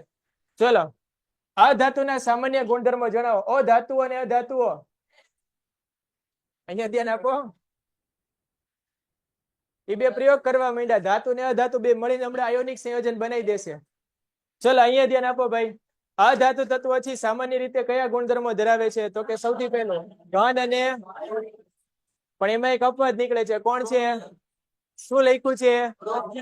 હા, આ સ્પેલિંગ માં ભૂલ છે. શું આવશે અહીંયા? બ્રોમ. ચલો એની પછી નેક્સ્ટ, આ ઉષ્મા અને વિદ્યુતના કેવા હોય? અવાહક. એમાં એક આડું ફાટે છે, ગ્રેફાઇટ. એની પછી નેક્સ્ટ, ટીપાવપૂર્ણ અને તણાવપણાનો ગુણ હોતો રણકારી ધરાવતા. એની પછી નેક્સ્ટ, ગલન બિંદુ ને ઉત્કલન બિંદુ પ્રમાણમાં નીચા હોય છે. તો કોઈક ના ઊંચાઈ હોય ગલન બિંદુ. કોણ હશે બોલો એવા? હીરો આવે. કોણ આવે? હીરો એટલે હીરો. ચલો એની પછી નેક્સ્ટ, ચળકાટ ધરાવતા. આ યાદ રાખજો, આયોડીન હોય ને એમાં ચળકાટ હોય. આયોડીન સિવાય હજી એક વસ્તુ હોય. બોલો કઈ વસ્તુ? આયોડીન સિવાય હજી એક વસ્તુ હોય હીરોમાં. શેમાં? પિક્ચર નો હીરો હોય કે આ કેમિસ્ટ્રી નો હીરો હોય, બે માં ચળકાટ હોય. રેડી? યાદ રાખવાનું. હીરો એટલે કાર્બન જ થાય. ચલો એની પછી નેક્સ્ટ, ક્ષારણના ઉદાહરણ આપીને સમજાવો. ક્ષારણ એટલે શું સમજાવવાનું એવું નથી કીધું. ક્ષારણના ઉદાહરણ આપીને સમજાવવાનું. ક્ષારણ વાળો ટોપિક આવે એટલે ખુશ થઈ જવાનું. 3 વસ્તુ સમજાવવાની. એક તો લોખંડમાં શું થાય, ચાંદીમાં શું થાય અને કોપરમાં. બસ આ 3 વસ્તુ સમજાવી દો એટલે આ 60% પ્રશ્ન પૂરો. કેટલા ટકા? 60. હવે આ તો સામાન્ય બુદ્ધિ છે. લોખંડ હોય એને કાટ લાગી જાય તો બોલો એ પીળું પડી જાય કે લીલું પડી જાય? કેવું પડી જાય? લાલાશ પડતું કેવું થઈ જાય? આમાં જ કોઈને ડાઉટ નથી ને? પછી ચાંદી લીધી હોય, સિલ્વર, તો કાળી ના પડી જાય પણ એનો ચળકાટ હોય ઝાંખો થઈ જાય. બરાબર? ચાંદી હોય એવી ના હોય કે લીધી હોય તો પછી 5 વર્ષ પછી એકદમ તમે લોકો જે ટી શર્ટ પહેરાવી બ્લેક થઈ જાય. એ બ્લેક ના થઈ જાય. એનો ચળકાટ કેવો થઈ જાય? ઝાંખો. પણ અહીંયા લખ્યું છે કે કાળી પડી જાય, આપણે લખવાનું કાળી પડી જાય. અને કોપર હોય કેવું થઈ જાય? બોલો લીલું. હવે આટલું લખ્યા પછી સવાલના જવાબમાં આટલું લખવાનું છે. જુઓ પેલા, અહીંયા જુઓ પેલા, આ છે એ હવામાં શેમાં સંપર્કમાં આવે? તો કે ઓક્સિજનના. આ છે સલ્ફરના. અને આ છે કાર્બોનેટની સોરી કાર્બન ડાયોક્સાઇડ. જો આ ઓક્સિજનના સંપર્કમાં આવે તો કંઈક આવું બનાવી દે આયર્ન ઓક્સાઇડ, ફટ્ટુ O3 બનાવી દે. શું બનાવી દે? ફટ્ટુ O3. આને વંચાય શું? Iron oxide. અને આની સાથે પાણીના અણુ જોડાયેલા હોય. પાણીના અણુ ગમે એટલા જોડાય કે 1 2 3 4 મન ફાવે એટલે આગળ લખી દેવાનું x. શું લખી દેવાનું? x. તો આ કોઈકનું સૂત્ર બની ગયું. કોનું સૂત્ર બન્યું? હેઠે આપ્યું છે. હા આપ્યું જોઈએ ને, એ જ વસ્તુ સમજાવું છું. અરે મેં એમ કીધું આ 3 ટોપિક સમજાવવાના છે. ઉપર નીચે ગમે એમ સમજાવો, ચાલી જાય કે ના ચાલે? બોલો. પેલા આપણે લોખંડ છે એને આપણે ઝાંખું પડી દઈએ, ચાંદીને કાળી પાડી દઈએ, કે પછી કોપર હોય ને લીલું પાડી દઈએ, એમાંથી ક્રમ ઉલટો કરી નાખીએ, ચાલે કે ના ચાલે? આ પ્રશ્નમાં કેમ ના ચાલે? બોલો. આ પ્રશ્નમાં ક્રમ બદલાવો ને તો ચાલી જાય, પાચનમાં ક્રમ બદલાવો ને તો ના ચાલે. પાચનમાં જે પાચન ચાલુ ક્યાંથી થવું જોઈએ? એવું ના પેલા પેટનું થઈ ગયું પછી ખોરાક ઉપર આવ્યો, એવું એમાં ના હાલે. આ પ્રશ્નમાં માહિતી આપવાની એટલે ક્રમ બદલાઈને લખો, કઈ વાંધો નથી. ચલો ભાઈ, પ્રશ્નના જવાબ ઉપર ફોકસ કરો, ક્રમ ઉપર નહીં. રેડી? આવે? ચલો એની પછી કોણ આવે છે? આ એજી. ઓ ભાઈ, એજી એટલે શું થાય? એજી એટલે થાય શું? ચાંદી. ચાંદી કોના કોન્ટેક્ટમાં આવશે? સલ્ફર. એટલે કે આવું બનાવશે, સિલ્વર સલ્ફાઇડ. બરાબર. અને જો કોપર હોય તો એ બનાવે કુકો 3. શું બનાવે? કુકો 3. શું યાદ રાખવાનું? કુકો 3. આ આપણે આખી કેમેસ્ટ્રીમાં 2 વસ્તુ આવે છે. જુઓ પેલા, એક આવું આવે છે અને એક આવું આવે છે. રેડી? અને વાંચવાની યાદ રાખવાની ટેકનિક છે. આને બોલે કાકો, એટલે કેલ્શિયમ કાર્બોનેટ. પહેલા ચેપ્ટરમાં આવે છે, યાદ હોય ને તો. આપણે દિવાલ ધોળી દીધી હોય, બરાબર, એની પછી જે એનું લેયર બન્યું હોય, સ્તર બન્યું હોય, શેનું હોય? કાકો 3 નું. અને કુકો 3 એટલે શું હોય? બેઝિકલી કે ઓલા તાંબાના વાસણ જે લીલા પડી ગયા હોય શું હોય? કુકો. પરીક્ષામાં ભૂલથી આવું નથી લખવાનું કે કુકો 3. આ યાદ રાખવાની ટેકનિક છે. શું લખવાનું? ખબર પડી ગઈ? હા, કુકો એટલે શું? Copper carbonate. રેડી? ચલો આગળ જઈએ. હવે બીજી એક વસ્તુ, આમાં આટલી માહિતી તો આપી દીધી. આ પ્રશ્નમાં એવું કે ક્ષારણ એટલે શું સમજાવી દીધું. હવે અટકાવવાની ઘણી મેથડ છે, એની ઘણી રીતો છે. કઈ કઈ રીતો? બોલો. એક તો ગેલ્વેનાઇઝેશન કરવાનું. ગેલ્વેનાઇઝેશન હું બોલું છું. ગેલ્વેનાઇઝેશન હોય એમાં કોનું સ્તર ચડાવવાનું હોય? ઝિંક નું. પછી એનોડાઇઝિંગ હોય એમાં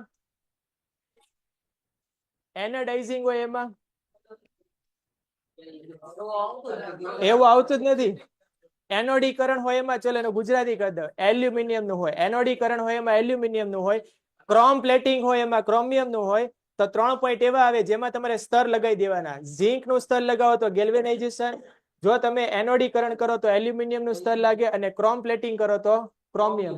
આની સિવાયની 3 સાદી પદ્ધતિ છે, જેના નામ છે ખાલી કલર કરવો, ગ્રીસ કરવો અને ઓઇલ કરવું. એમાં ખાલી કરી નાખવાનું છે. રેડી? કોનું કરી નાખવાનું? લોખંડ. ચલો એની પછી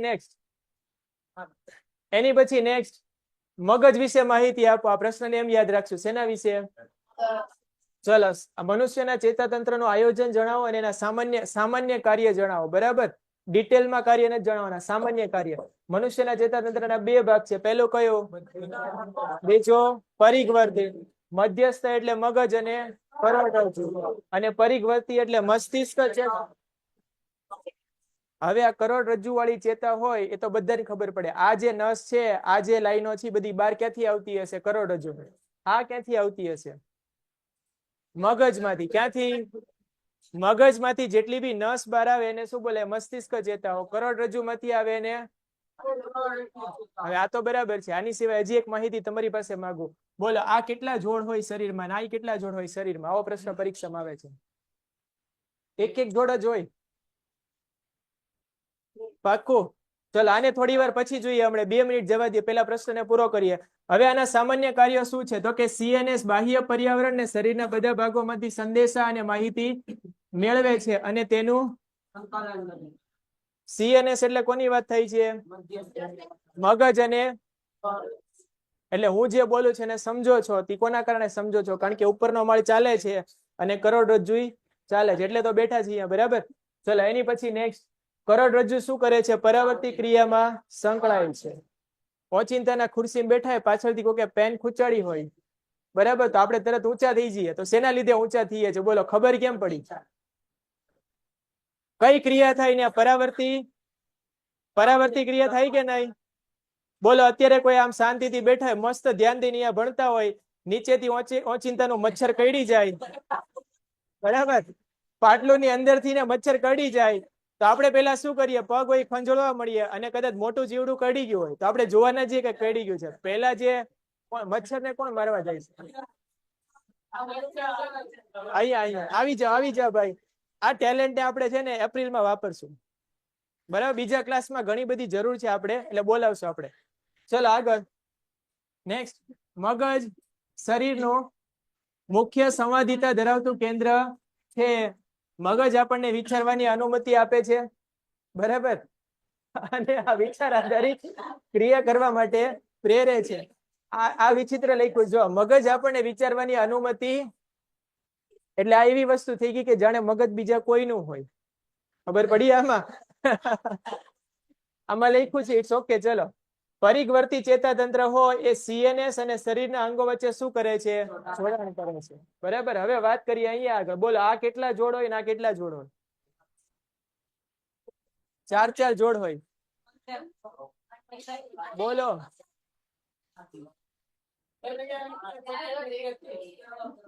હા, કોઈને ખબર છે? બોલો.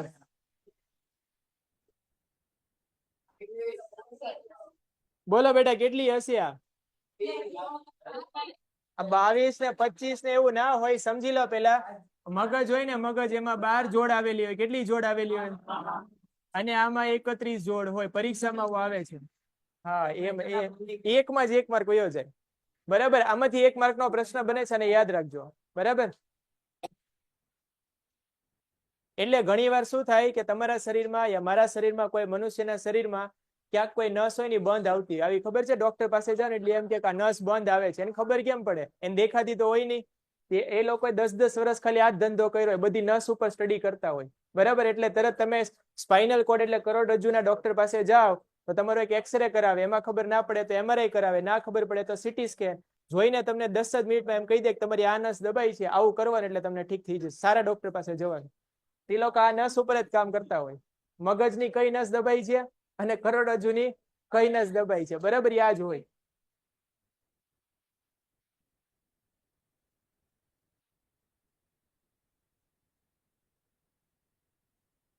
પાછળ શિફ્ટ થઈ જાય એમ પણ. શું ફાસ્ટ કરવું? ચલો ભાઈ, એની પછીનો પ્રશ્ન. નેક્સ્ટ પ્રશ્ન. શું આને મોટું કરી નાખવું છે? હા, રેડી. ચલો હવે ઓકે છે, રેડી છે. ચલો બધા લોકો રેડી? હવે આપણે છે ને કેમેરામાં જોતા રહેજો. કોઈ આડાવડા થાય ને તો ઉપાડી જ લેજો. આડાવડા થયા છે, ખાલી રિમાઇન્ડર રાખ્યું છે. લેક્ચર પૂરો થાય એટલે આવું, બરોબર ને? ઓએસ મૈડા પ્રેઝન્ટ, નકવી મેકોસ પ્રેઝન્ટ, પુરાણી અમા present. Yes sir. Farishta Ali અમા. યસ. મિકદાદ. યસ. જોતા રહો, પ્રેઝન્ટ છો ને? નહીં સર, અમને ખબર પડે. બધી ખબર પડે ને. ચલો ભાઈ, હવે અહીંયા આવી જાઓ. અહીંયા આવી જાઓ ભાઈ, લાસ્ટમાં.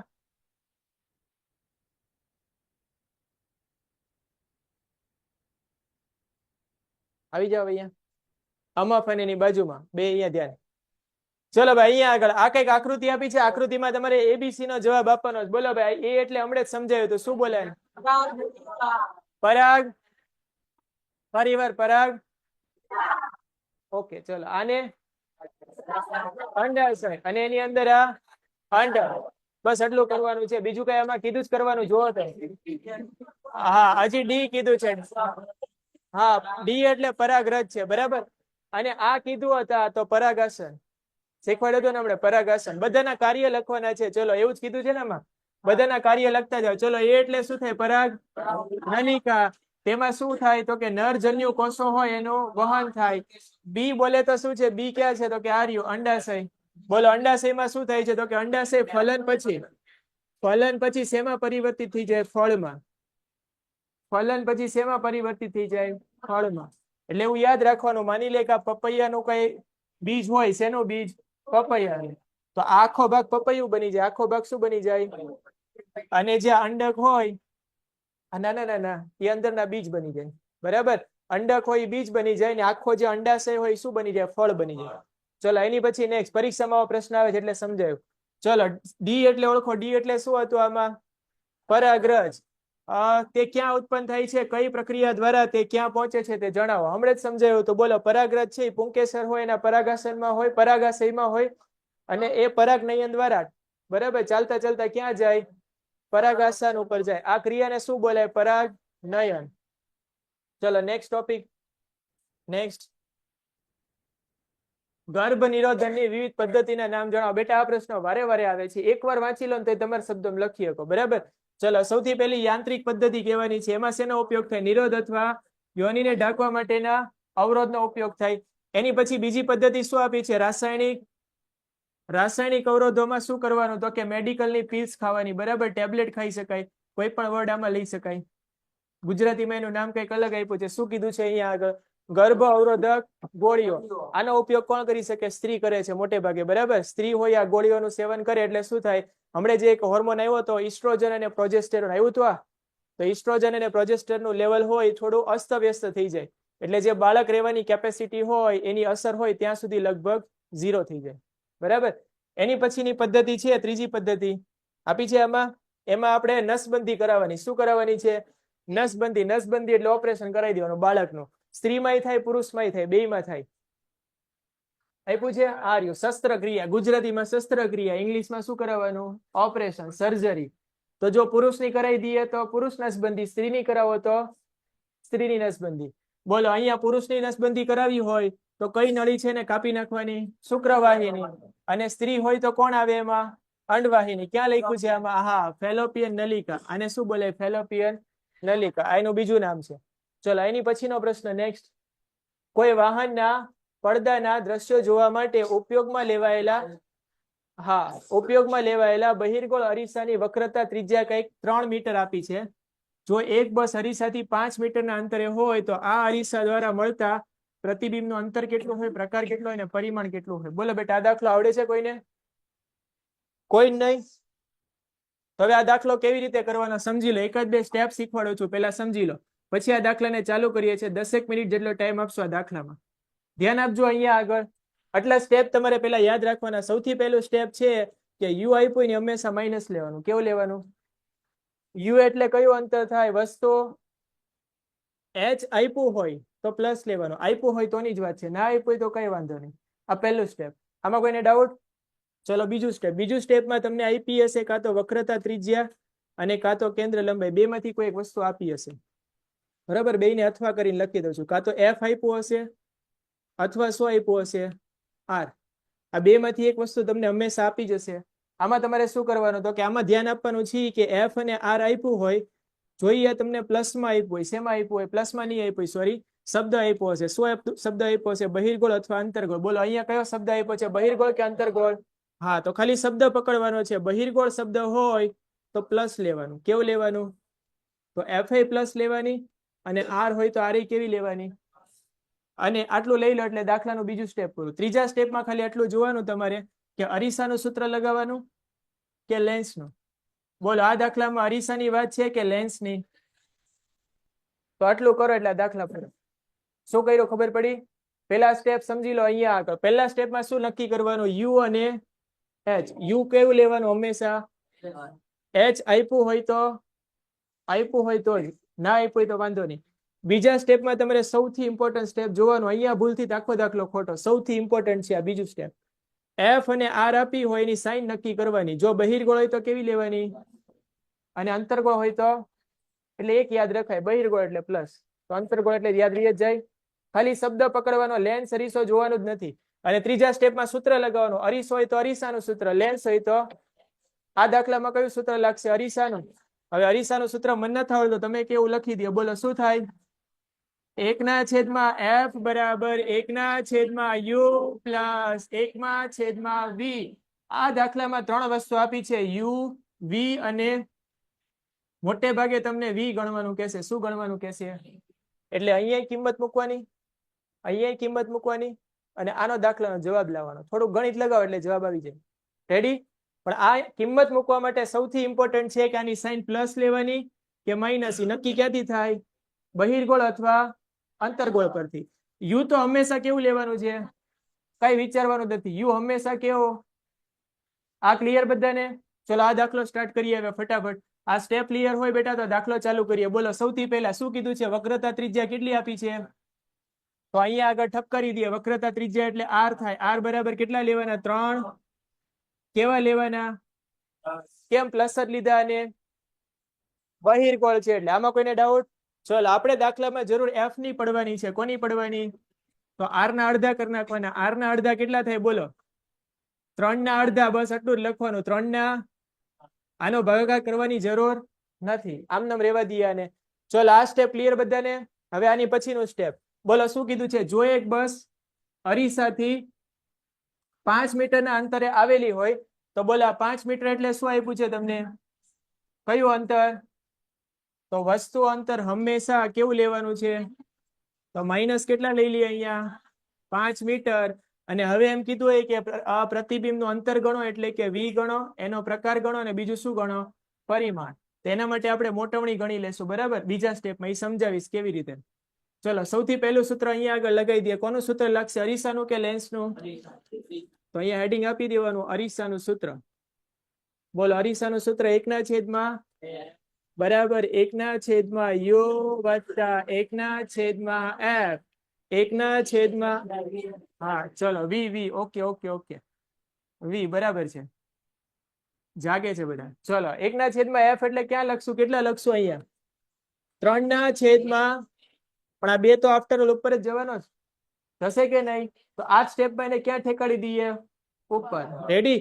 આ જ સ્લાઇડમાં આનું કામ પતી જાય એટલે એક સ્ટેપ ઓછું કરી દઉં છું. અહીંયા સીધું આમ લખી નાખું 2/3. તો આમાં કોઈને ડાઉટ? ચલો બરાબર 1/2 યુ કેટલા છે? -5 વત્તા 1/2 વી તો આપણે ગણવાનું છે. આ માઇનસ છે આ બાજુ આવે તો એમ લખીએ કઈ કે 1/2 વી નો જવાબ 2/3 વત્તા 1/5 જેટલો હોય. હવે આનો સરવાળો કરતા આવડે? ગણિતથી સરવાળો કરવાનો, લસા લેવાનો. આનો અહીંયા ગુણાકાર ને આનો અહીંયા ગુણાકાર. બોલો 5 દુને 3 એકા તો અંશમાં કેટલા આવશે? બોલો 1/2 બરાબર 5 દુને 10 ને 3 એકા 3 એટલે અંશમાં કેટલા આવશે? 13. છેદમાં આવશે 5 તેરીને. પણ આ તો 1/2 નો જવાબ છે. આને શું કરી નાખો? ઉલટાવો. ઉલટાવી નાખો તો જવાબ આવે 15/13. પોઈન્ટમાં જવાબ લાવો હોય તો ઇટ્સ ઓકે, બાકી રેવા દઈએ. અને જવાબ આવી ગયો. શેમાં જવાબ આવ્યો? મીટરમાં. આ દાખલો આટલો ગણો એટલે 2 માર્ક મળે. કેટલા માર્ક? આનાથી તમને ખબર પડી ગઈ કે વસ્તુ અંતર કેટલું હશે? 15/13. હવે આનો ભાગાકાર છે તમે જાતે કરી શકશો એવી હું આશા રાખું છું. 15/13 એટલે આમ કરી શકાય 13 એકા 2 વૈધા અહીંયા પોઈન્ટ 0 13 એકા કેટલા વૈધા? 7 0 13 13 પંચા બસ પોઈન્ટ પછી આપણે 2 આંકડા જઈએ તો આનો જવાબ કેટલો આવશે? પરફેક્ટ જવાબ લાવો હોય તો 1.15. તો લઈ આવીએ આપણે આનો જવાબ 1.15.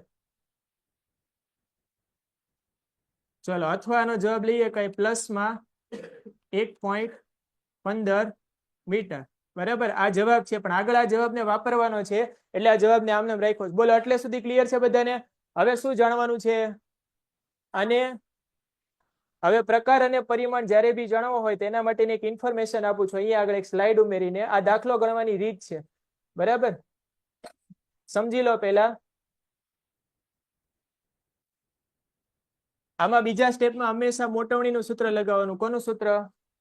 બોલો મોટવણીનું સૂત્ર કોઈને અરીસા માટે આવડે છે? અરીસા માટે સૂત્ર થાય મોટવણીનું સૂત્ર અરીસા માટે શું થાય? -v/છેદમાં ફરીવાર -v/છેદમાં યુ તો હંમેશા આપેલું હશે. યુ શું કરેલું હશે? અને વી આપણે શું કર્યું હશે? ગણ્યું હશે. તો બે મળી ગયા કે નહીં? બોલો આના પરથી આનો જવાબ લાવીએ ને એટલે આપણને બે ઓપ્શન મળશે.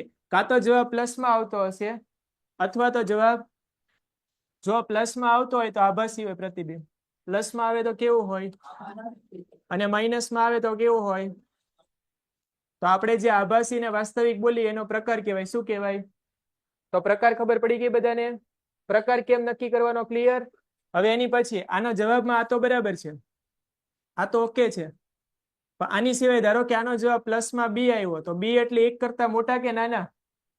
1 કરતા મોટા, એનો મતલબ પ્રતિબિંબ કેવું મળે તમને? મોટું. અને પ્લસ એટલે કેવું મળે? બોલો, મોટું ની સાથે કેવું મળે? આભાસી. તો બોલો, આ તમને સાઈઝ મળી ગઈ, ના એનો શું મળી ગયો? પ્રકાર. શું ખબર પડી આમાં? ચલો એની બદલે ધારો કે જવાબ આવો આવે છે -2/3. ધારો કે આવો જવાબ આવે છે, ધારી લઈએ, બરાબર? જવાબ હમણાં લઈ આવશું. બોલો, માઇનસ જવાબ આવે એનો મતલબ શું કરશો? માઇનસ જવાબ આવે એટલે વાસ્તવિક. આ 1 કરતા કેવું કહેવાય? નાનું. એટલે જવાબ કેવો આવે? વાસ્તવિક અને નાનું. ક્લિયર? હવે તો આ રીતે દાખલો ગણવાનો. ચલો આપણો દાખલો છે ને અહીંયા પૂરો કરી દઈએ. આપણા દાખલાને એક વખત નજરમાં રાખી લઈએ. આપણા દાખલામાં યુ કેટલું આપ્યું છે? -5 અને વી કેટલું છે? 15/. ચલો એને આપણે અહીંયા મૂકી દઈએ. મોટવણી ગણવી છે. મોટવણી બરાબર -v/,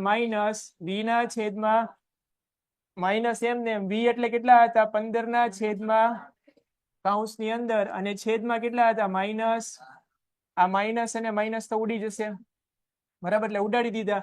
બોલો, આ 13 નીચે આવી જશે, તો શું લખીએ? કે 15/13 ગુણ્યા 5 તેરી. તો જવાબ આવ્યો 3/13. પણ સૌથી ઇમ્પોર્ટન્ટ જવાબ કેવો આવ્યો? તો હવે પ્લસ હોય એટલે સીધે સીધું ઠપકારી દેવાનું. કેવું પ્રતિબિંબ? આભાસી. પ્લસ એટલે આભાસી, બીજું કઈ નહીં. અને આ 1 કરતા મોટું કે નાનું? અંશ જોવાનો. અંશ છે નાનો છે કે મોટો? અંશને જોવાનો. છેદ કરતા નાનો કે મોટો? 3 હોય 13 કરતા નાના કે મોટા? તો જવાબ નાનો આવે. 1 કરતા કેવો આવે? ઓછો. એક બે ઉદાહરણ આપી દો. દાખલા તરીકે 5/7 હોય, આનો જવાબ 1 થી વધારે આવે કે 1 થી ઓછો આવે? અંશને ખાલી જોવાનો. અંશ નાનો છે ને, તો જવાબ ઓછો આવે. ધારો કે આમાં આપ્યું છે 8/9. બોલો, આનો જવાબ 1 થી વધારે કે 1 થી ઓછો? ધારો કે આમાં આપ્યું છે 13/11. 1 થી વધારે. તો આપણે નક્કી એટલું જ કરવાનું, 1 થી વધારે તો મોટું, 1 થી ઓછું તો નાનું. અને બરાબર 1 આવે તો સરખું પ્રતિબિંબ મળે. રેડી? તો બોલો, આપણા કિસ્સામાં 3/13 એટલે 1 કરતા નાનું કે મોટું? તો અહીંયા એવું લખવાનું કે 1 કરતા જવાબ કેવો છે? 1 કરતા નાનો જવાબ છે, એટલે પ્રતિબિંબ કેવું મળશે તમને? નાનું. બોલો, આ દાખલામાં કોઈને વાંધો છે? હવે કેટલા માર્કમાં દાખલો આવશે? આ 3. એને આ જ રીતે ગણવાનો. ચલો, જેને છાપવો એ છાપી લો ફટાફટ. 2 મિનિટનો ટાઈમ આપું છું. 2 નહીં, 3 મિનિટ. હા.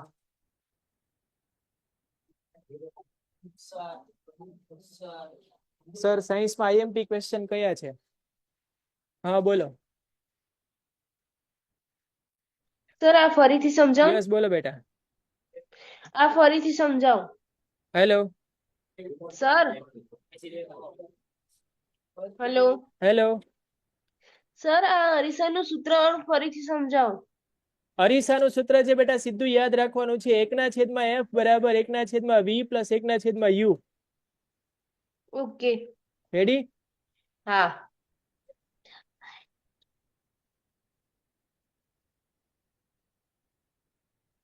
આ દાખલો પરીક્ષામાં 3 માર્કમાં આવે છે, સેક્શન સી માં.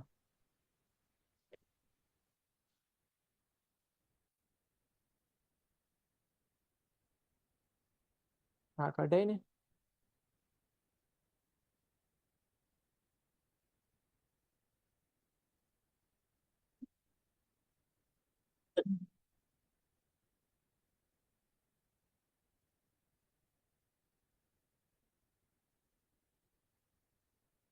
લખી નાખો શાંતિથી. અહીંયા હંમેશા એવું લખી નાખજો, હંમેશા કેવું આવશે? આ ઋણ.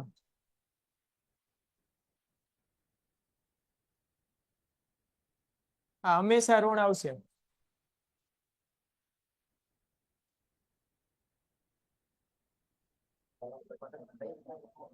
મને ખ્યાલ નથી, તમે જોઈ લેજો ગાલાનું કયું પેપર છે.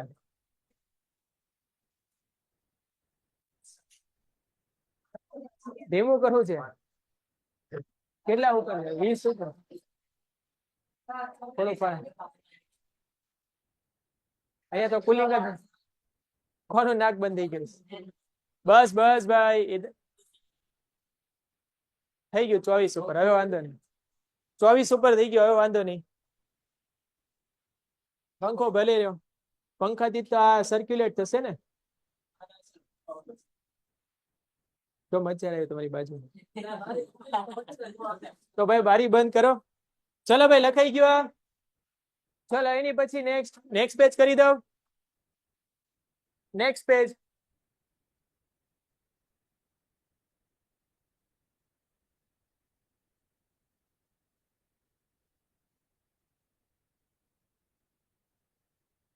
એને પ્રેમ હોય તારી સાથે. બીજું શું કરીએ બોલો હવે.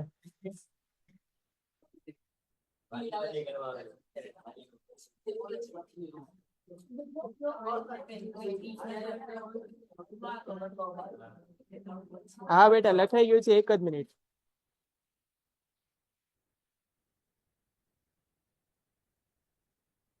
ચલો ભાઈ લખાઈ ગયું છે બધાને.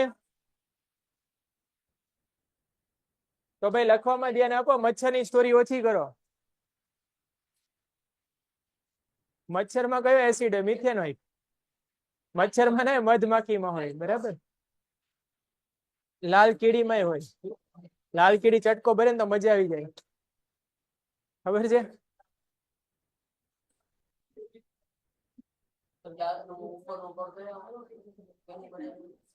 Calcium phosphate.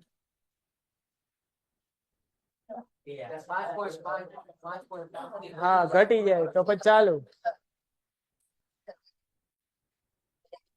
હા 8:30 પછી પૂછી લો. બરાબર, સમજાઈ દો મને. ચલો ભાઈ એની પછી નેક્સ્ટ ટોપિક અહીંયા. નેક્સ્ટ પ્રકાશનું વક્રીભવન એટલે શું? આ ટોપિક બધાને આવડતો હશે. વક્રીભવન ક્યારે થાય? પ્રકાશ હોય માધ્યમ શું કરી નાખે?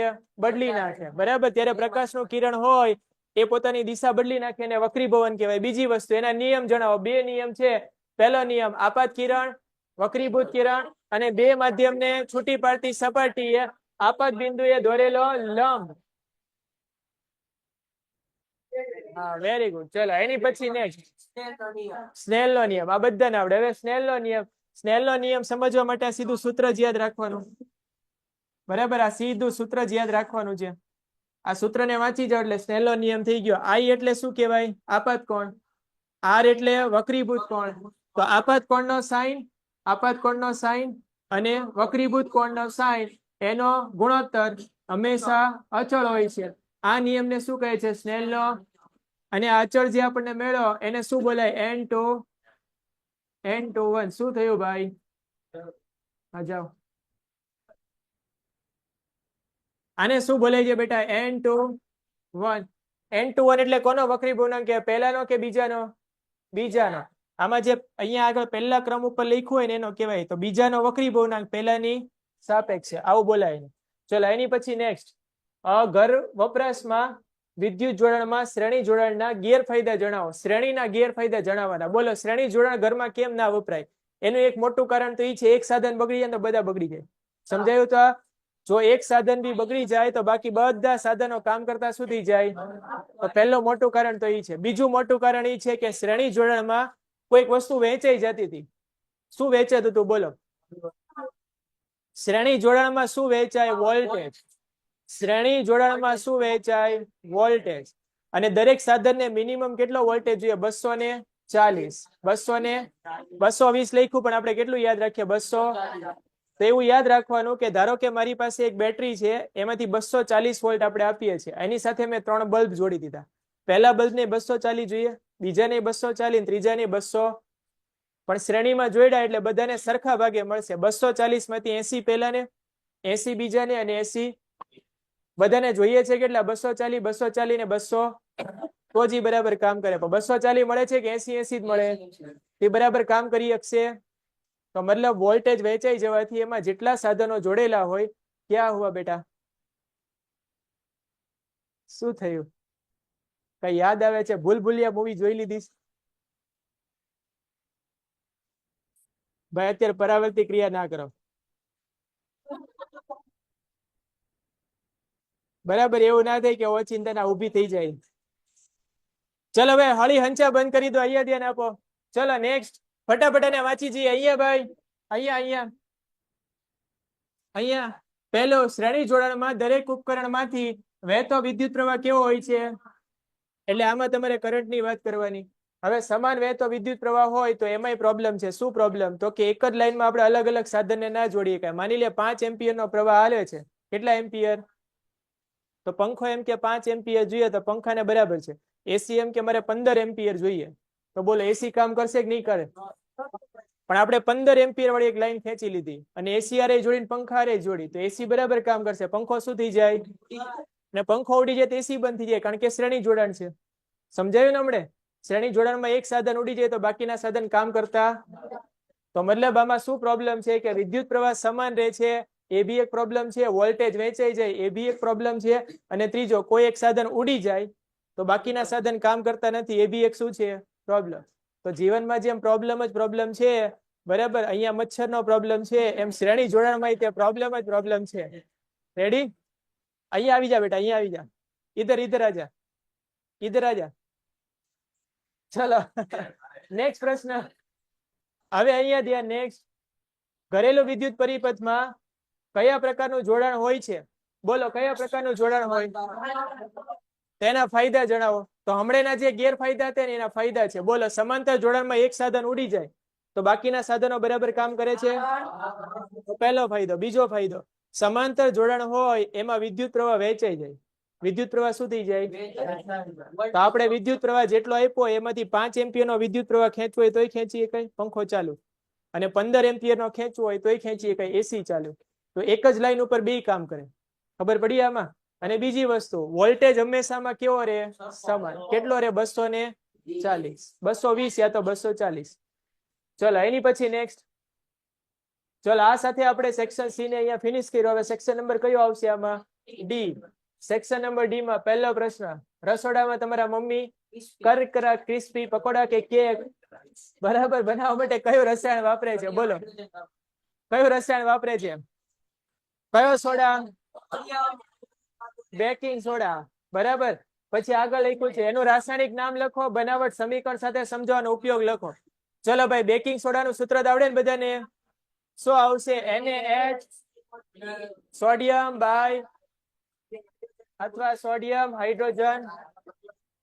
હવે એની પછી આ બને શેમાંથી? સાંભળો પેલા, આ બને શેમાંથી? તો કે મીઠાના પાણીમાંથી. શેમાંથી બને?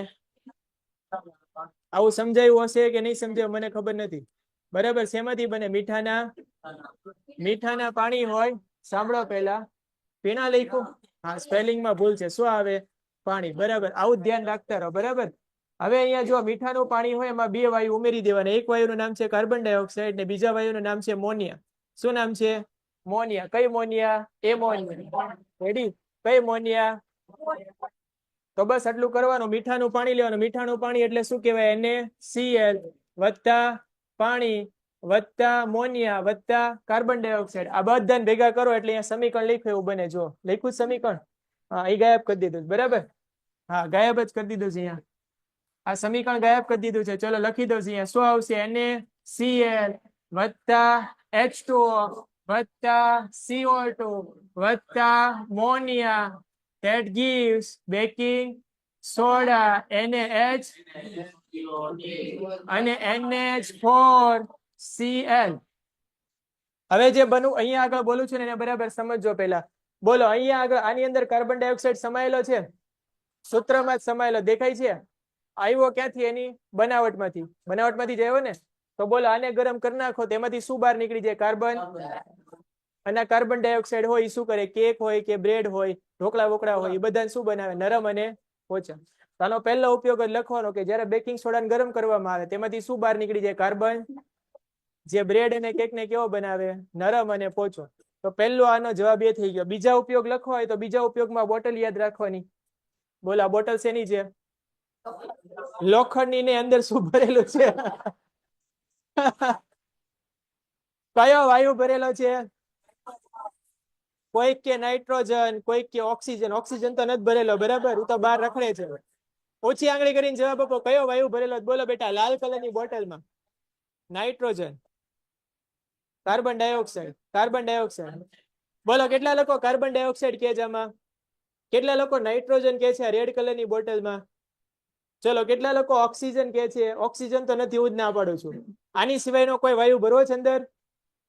આની અંદર કાર્બન ડાયોક્સાઇડ ભરેલો હોય. શું ભરેલો હોય? જ્યારે આગ વાગ લાગી હોય, સાંભળો પહેલા, જ્યારે આગ લાગી હોય તો કાર્બન ડાયોક્સાઇડ હોય એનો તરત સ્પ્રે કરવાનો, એટલી તરત શું થઈ જાય? આગ બુઝાઈ જાય. તેને શું બોલાય? અગ્નિશામક બોલાય. શું બોલાય? અને નાઇટ્રોજન વાયુ તમારે ભરવાનો તો છે જ તે, પણ આ બોટલમાં નહીં, ક્યાં? ઓલી ચિપ્સમાં. ખબર પડી ક્યાં ભરવાનો છે? એટલે ખોટા વાયુને ખોટી જગ્યા નહીં ભરી દેવાનો, બરાબર? નાઇટ્રોજન વાયુને આપણા શરીરમાં ભરવાનો છે. આની અંદર કાર્બન ડાયોક્સાઇડ ને ચિપ્સમાં કયો? નાઇટ્રોજન. રેડી? હવે જોઈ લો. બોલો આને કહેવાય શું? હવે બાકી બધું બરાબર ને કહેવાય શું? તો પરીક્ષામાં એવું લખી ન થવાનું કે અમારા રૂમમાં રહેલા બાટલામાં આનો ઉપયોગ થાય છે. Soda S fire extinguisher. શું બોલાય? Soda S fire. ઇંગ્લિશ નામ યાદ રાખવાનું. Soda S fire.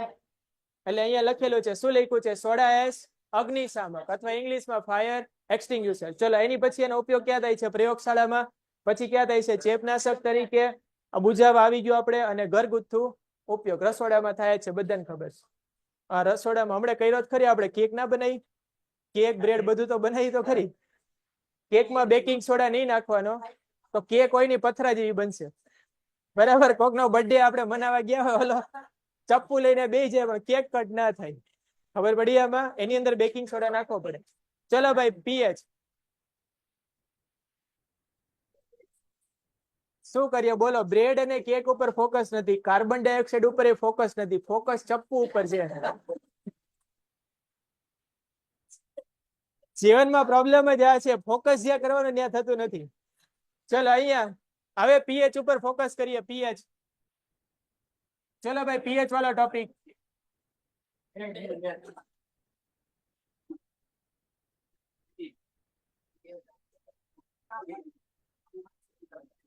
ચલો ભાઈ, પીએચ માપક્રમ હોય 0 થી 100 સુધી હોય કે 0 થી 14?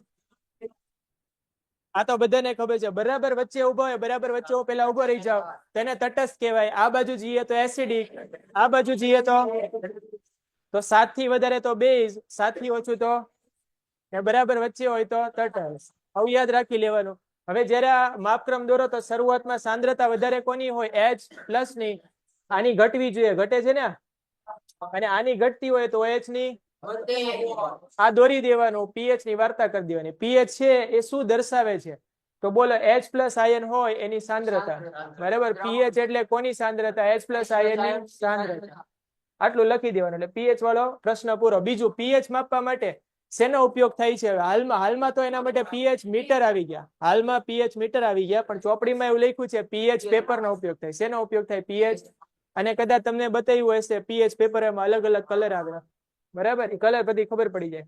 ચલો, એની પછી નેક્સ્ટ સાબુ વિશે. ચલો, બાબુ વિશે નોંધ લખો. શેના વિશે? બાબુ નથી. શું છે આ? સાબુ. સાબુ એટલે શું કહેવાય? તો કે આવું કરવાનું, આમ કરી દેવાનું, બરાબર? થોડી વાર. અહીંયા શું લખી દેવાનું? આવું લખતા આવડે? આવું લખો જ માર્ક ના મળે, બરાબર? અહીંયા આવું લખવું પડે, COO- Na. આવું લખીને આવો તેના માર્ક મળે. તો પહેલો પ્રશ્ન, સાબુ અને પ્રક્ષાલક એટલે કે ડિટર્જન્ટમાં રહેલા ક્રિયાશીલ આયનીય સમૂહ પહેલા જણાવો. તો બોલો, અહીંયા કયો સમૂહ રહેલો છે? કોઈ કહેશો? કાર્બોક્સિલેટ સમૂહ. કયો સમૂહ? આ સમૂહને શું બોલાય? કાર્બોક્સિલેટ. કાર્બોક્સિલેટ. પહેલા ધોરણમાં ઓલી સિલેટ વાપરી હોય ને બધાએ, પાટી કહેવાય, પાટી. એના પરથી નામ યાદ રાખવાનું, કાર્બોક્સિલેટ સમૂહ. પાછળ શું લાગેલું છે આમાં? સોડિયમ. એટલે આને બોલાય સોડિયમ કાર્બોક્સિલેટ. ચલો, એ જ પ્રમાણે અહીંયા આગળ SO3 છે, આને બોલાય સલ્ફોનેટ. આને શું બોલાય? Sodium sulphonate. તો ડિટર્જન્ટમાં સલ્ફોનેટ હોય, સાબુમાં કાર્બોનેટ હોય, બરાબર? તો બાબુમાં કાર્બોનેટ, ડિટર્જન્ટમાં સલ્ફોનેટ. ચલો, એની પછી નેક્સ્ટમાં શું કીધું છે આગળ? સાબુની જે સફાઈ ક્રિયાવિધિ છે એ સમજાવો. બોલો, સાબુ છે એનાથી કપડા ધોવા હોય અથવા ડિટર્જન્ટથી ધોવા હોય તો સાબુ હોય એને પેલા કયા ફોર્મમાં આવવું પડે? કયા સ્ટ્રક્ચરમાં આવવું પડે? પ્રવાહી. તો બરાબર, મિસેલ સ્ટ્રક્ચરમાં. કયા? મિસેલ સ્ટ્રક્ચરમાં. તો આ જે મિસેલ સ્ટ્રક્ચર છે ને ફટાફટ આપણે જોઈ લઈએ. બોલો, આ સેન્ટરમાં દેખાય જ બધાને? આ સેન્ટરમાં જે યલો કલરનું દર્શાવ્યું છે એ શું છે? ડાઘ છે, બરાબર? કોઈ પણ પ્રકારનો ડાઘ છે. હા, પીઝા ખાધા હોય પછી કોઈક ઉપર મસ્તીમાં આપણે સોસ ઢોળી દીધો હોય, બરાબર, એ બધા પ્રકારના ડાઘ હોય એને આપણે ધોવા હોય. તેના માટે શું કરવાનું, તો કે સાબુ હોય એ તમારે એની ઉપર એપ્લાય કરી દેવાનો. સાબુને જો એની અંદર એપ્લાય કરી દઈએ તો સાબુ હતા એના અણુઓ કંઈક આવા હતા, યાદ છે ને? આવું થાય ને પછી આગળ કંઈક આવું લાગેલું હોય, બરાબર. આવું ના હોય, પાકું આવું જ હોય, બરાબર. બોલો આને શું બોલાય? હાઇડ્રોકાર્બન બોલાય. આને શું બોલાય? હાઇડ્રોકાર્બન શૃંખલા. અને અહીંયા આગળ શું લાગેલો હોય? ક્રિયાશીલ સમૂહ. તો સાબુ છે આ જે પોઈન્ટ છે એનાથી અટેક કરે, આ પોઈન્ટ અહીંયા કનેક્ટ થઈ જાય. તો જો સાબુના બધા અણુ પેલા અહીંયા આગળ એટેક કરશે. કોની ઉપર એટેક કરે છે? કોની ઉપર? ટીપું નથી, ડાઘ છે. શું છે? ડાઘ ઉપર એટેક કરે. અને જેવું તમે પાણી એની ઉપર છાંટો એટલે આખો જે અણુ છે એક સાથે અહીંથી નીકળી જાય. કોને લઈને નીકળી જશે અહીંથી? આ ડાઘ. તો જે આખી અહીંયા આગળ રચના બનાવી છે એ રચનાને બોલાય બાહુબલીની સેના. કોની સેના? બરાબર. સાબુ એટલે યાદ રાખવાનું કે બાહુબલીની સેના છે, બધી બાજુથી આમ એટેક કરે છે. કઈ બાજુથી? બધી બાજુથી ઘેરી લે છે. જેવું પાણી નાખો એટલે સફાયો. કોનો સફાયો? તમારો કે મારો? ડાઘનો. ચલો એની પછી નેક્સ્ટ. બસ ભાઈ,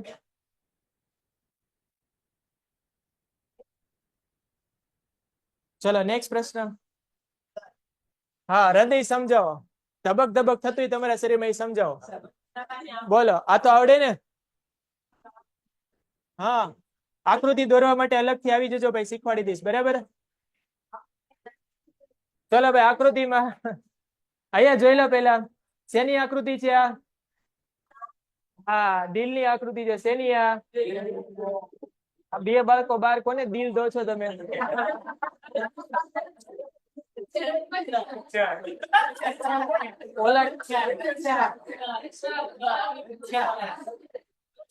આખા લેક્ચરમાં શું નામ છે તારું? નામ શું છે આનું નામ? અખ્તર, ઉવેશ અને રિઝવાન. Very good. તમારા ચહેરા તો યાદ જ છે. મચ્છરે લોહી પીધું ને, હવે 8:30 પછી તું લોહી પી લે છે. મચ્છર જીવનમાં આ બધું રહેશે ભાઈ, ચિંતા ના કરો. લાઈવ લેક્ચર મારો ચાલતો હોય તો મચ્છર મને હેરાન કરે છે, શું કરીએ બોલો? હવે લાઈવ લેક્ચર બાજુ મૂકીને કઈ એને મારવા જવાય? હા, હશે હવે. ચલો ભાઈ, આ ડાબી બાજુ દેખાય બધાને? પકડીને રાખો આ દિલને, બરાબર, વયું ના જાય. હા, ચલો ભાઈ, બસ બસ. આ ડાબી બાજુનો ભાગ છે ત્યાંથી ઓક્સિજન વાળો રુધિર પ્રવેશ કરશે. સૌથી પહેલા ક્યાંથી પ્રવેશ કરશે? જો હતા પલ્મોનેરી ધમની. ત્યાંથી ક્યાં જશે? ડાબા કર્ણકમાં, ડાબા ક્ષેપકમાં. આમાં આકૃતિ બરાબર દોરેલી નથી. પછી ત્યાંથી ક્યાં જશે? મહાધમનીમાં. આપી છે ને મહાધમની? હા, આરોહી ધમનીમાં. તો આ જે આખો પાથ લખ્યો છે, પાખો રસ્તો, એ કયો છે? ઓક્સિજન વાળું રુધિર, શુદ્ધ રુધિર. આ ધમની દ્વારા એ ક્યાં જશે? બધા અંગોમાં. અંગો ત્યાં મજા કરી લેશે, બરાબર. અંગો છે આ રુધિર ને લઈને મજા કરશે. મજા એટલે કેવી રીતે? તો કે ઓક્સિજન આવી ગયો એટલે ત્યાં આગળ ગ્લુકોઝ આવ્યો, ઓક્સિજન અને ગ્લુકોઝ બે ભેગા થઈને ઉર્જા ઉત્પન્ન કરી દે, જેને શું બોલાય? શ્વસન બોલાય. આવું હતું ને કઈક? તો અહીંથી જે આપણે રુધિર મોકલીએ છીએ એ કોઈ કારણથી જાય છે. તો ત્યાંથી ઓક્સિજન થી બધા કોષોએ ખેંચી લીધો અને કાર્બન ડાયોક્સાઇડ આપી દીધો. તો હવે કેવું રુધિર બની ગયું? ઓક્સિજન વાળું કે ઓક્સિજન વગરનું? તો કાર્બન ડાયોક્સાઇડ યુક્ત રુધિર હોય એ બીજી બાજુથી એન્ટર કરે આ ભાગમાંથી. બોલો કયો ભાગ છે? શિરા. અને આ કયો ભાગ છે? શિરા, બરાબર. તો અગ્ર મહાશિરા અને પશ્વ મહાશિરા છે ત્યાંથી એન્ટર કરે. ત્યાંથી ક્યાં જશે? આ જમણા કર્ણકમાં, જમણા ક્ષેપકમાં. ત્યાંથી ફરીને ક્યાં જશે? અહીંયા આગળ. બોલો ધમનીમાં. કઈ ધમની છે અહીંયા આગળ? ફૂફસીય ધમની. ગુજરાતીમાં નામ નથી આપ્યું. શું આપ્યું છે? Pulmonary artery. આને શું બોલાય? પલ્મોનરી આર્ટરી, બરાબર. ગુજલીસ આપ્યું છે. આમાં શું આપ્યું છે? ગુજલીસ. જેમ ઇંગ્લિશ આવે એમ ગુજલીસ આપ્યું છે, બરાબર. જો આ ગુજરાતીમાં લખ્યું છે ધમની, અને આ શેમાં લખ્યું છે? ઇંગ્લિશમાં. ગુજલીસ આપ્યું છે આમાં. ચલો એની પછી નેક્સ્ટ ટોપિક બેટા. નેક્સ્ટ.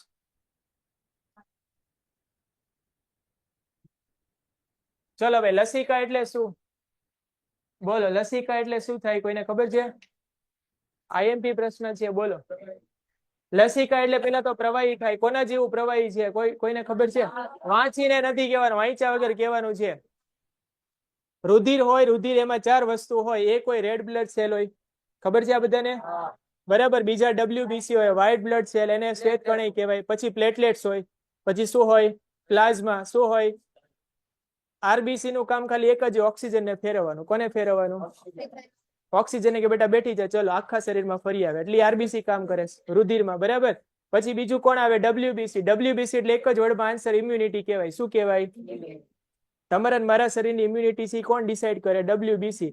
તો ઘણી વાર હમણાં કોઈ કે પ્રશ્ન પૂછ્યો હતો કે સર ઓલો મલેરિયા થઈ જાય યા કંઈક બીજા કંઈક અમુક રોગો થઈ જાય ત્યારે જે ડબ્લ્યુબીસી હોય ને ઘટી ગયા હોય.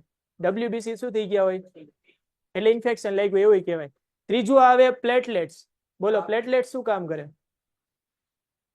લોહી કોઈ પણ વખત આપણે નીકળવું હોય કોઈ ઘાના લીધે, બરાબર, લોહી હોય થોડા ટાઈમમાં બંધ થવું જોઈએ, તેના માટે ઓલા કણો આવી જાય. કયા કણો હોય? પ્લેટલેટ્સ. અને સૌથી ઇમ્પોર્ટન્ટ આવે પ્લાઝ્મા. કોણ આવે? તો ઓક્સિજન સિવાયની જેટલી બી વસ્તુ હોય ને એ બધી કોણ લઈ જાય? તો કઈ કઈ વસ્તુ હોય બોલો શરીરમાં? એક તો કાર્બન ડાયોક્સાઇડ, પછી કોણ હોય? ઉત્સર્ગ દ્રવ્યો હોય ને શરીરમાં જે બગાડ થતો હોય, નકામા દ્રવ્યો હોય, પ્રોટીન હોય, આ બધાને કોણ લઈ જાય? પ્લાઝ્મા. તો બે વસ્તુ એવી છે, સાંભળો પહેલા, કે જે બધાને લઈ જવા લાવવાનું કામ કરે છે, બસ અને ટ્રક જેવું કામ કરે. એકનું નામ શું છે? આરબીસી. એકનું નામ શું છે? પ્લાઝ્મા. અને જે ડબ્લ્યુબીસી છે ઇમ્યુનિટી નું કામ કરે, રક્ષણનું કામ કરે.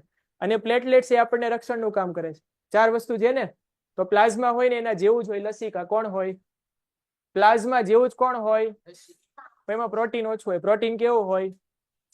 અને એનો એની અંદર કલર કયો હોય? જો કલર આમાં લખ્યો છે, વાંચો ફટાફટ.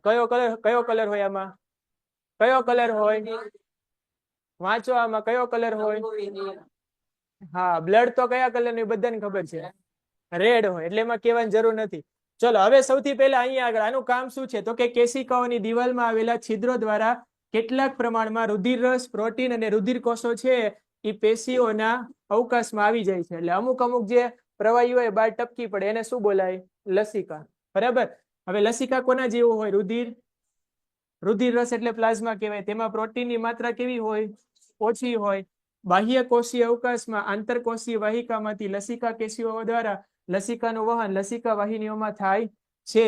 આના કાર્યો ફટાફટ વાંચી લે. નાના આંતરડામાં પાચિત ખોરાકનું શોષણ કરે. અને બીજું, બાહ્ય કોષીય અવકાશમાંથી વધારાનું પ્રવાહી ખેંચીને રુધિરના પ્રવાહમાં પાછું મોકલે છે. ચલો એની પછી નેક્સ્ટ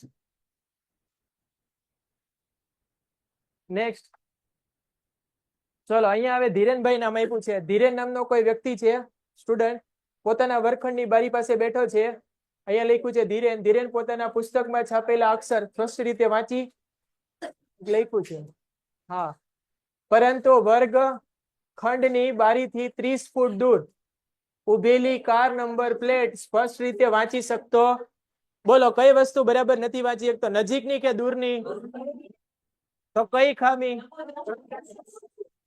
તો પરીક્ષામાં હવે એવું છે કે ઘણા વર્ષોથી આ પ્રશ્ન છે ચવાઈ ગયેલો પ્રશ્ન છે. ચવાઈ ગયેલો કેમ બોલું? કારણ કે પહેલા પ્રશ્ન આમાં આવતો લઘુ દ્રષ્ટિ સમજાવો, ગુરુ દ્રષ્ટિ સમજો, એટલે છોકરાને ખબર પડી જાય.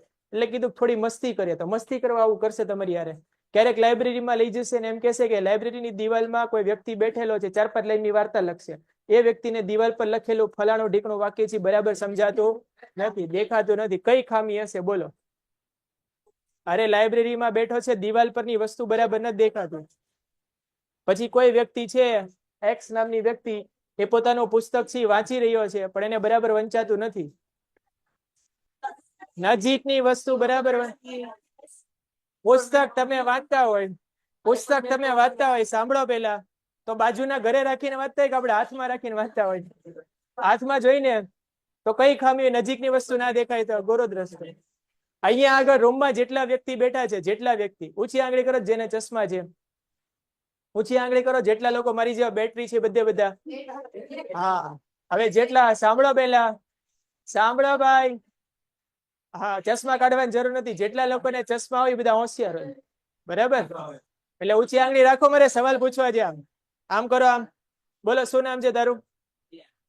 કયા નંબર છે તારે? નજીકના કે નજીકના? વેરી ગુડ, જાગે છે. ચલો તારે? દૂરના. તારે?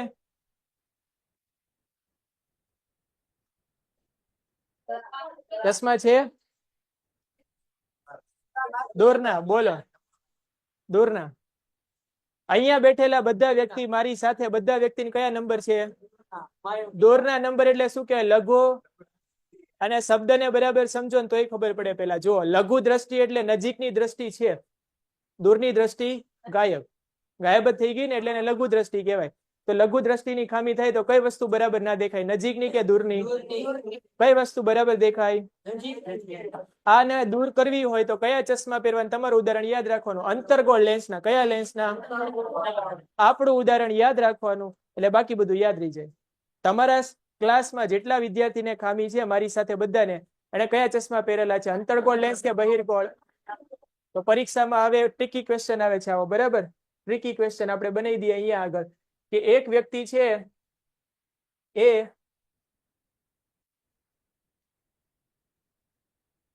આ ટાઈપના ચશ્મા પહેરે છે. હવે સાંભળો, પહેલા સાંભળો પ્રશ્ન. હવે આવી રીતે ન થાવ તો સમજી લો. પહેલા પ્રશ્ન કેમ આવે છે પહેલા સમજો. આખું વાક્ય હું બનાવી દઉં.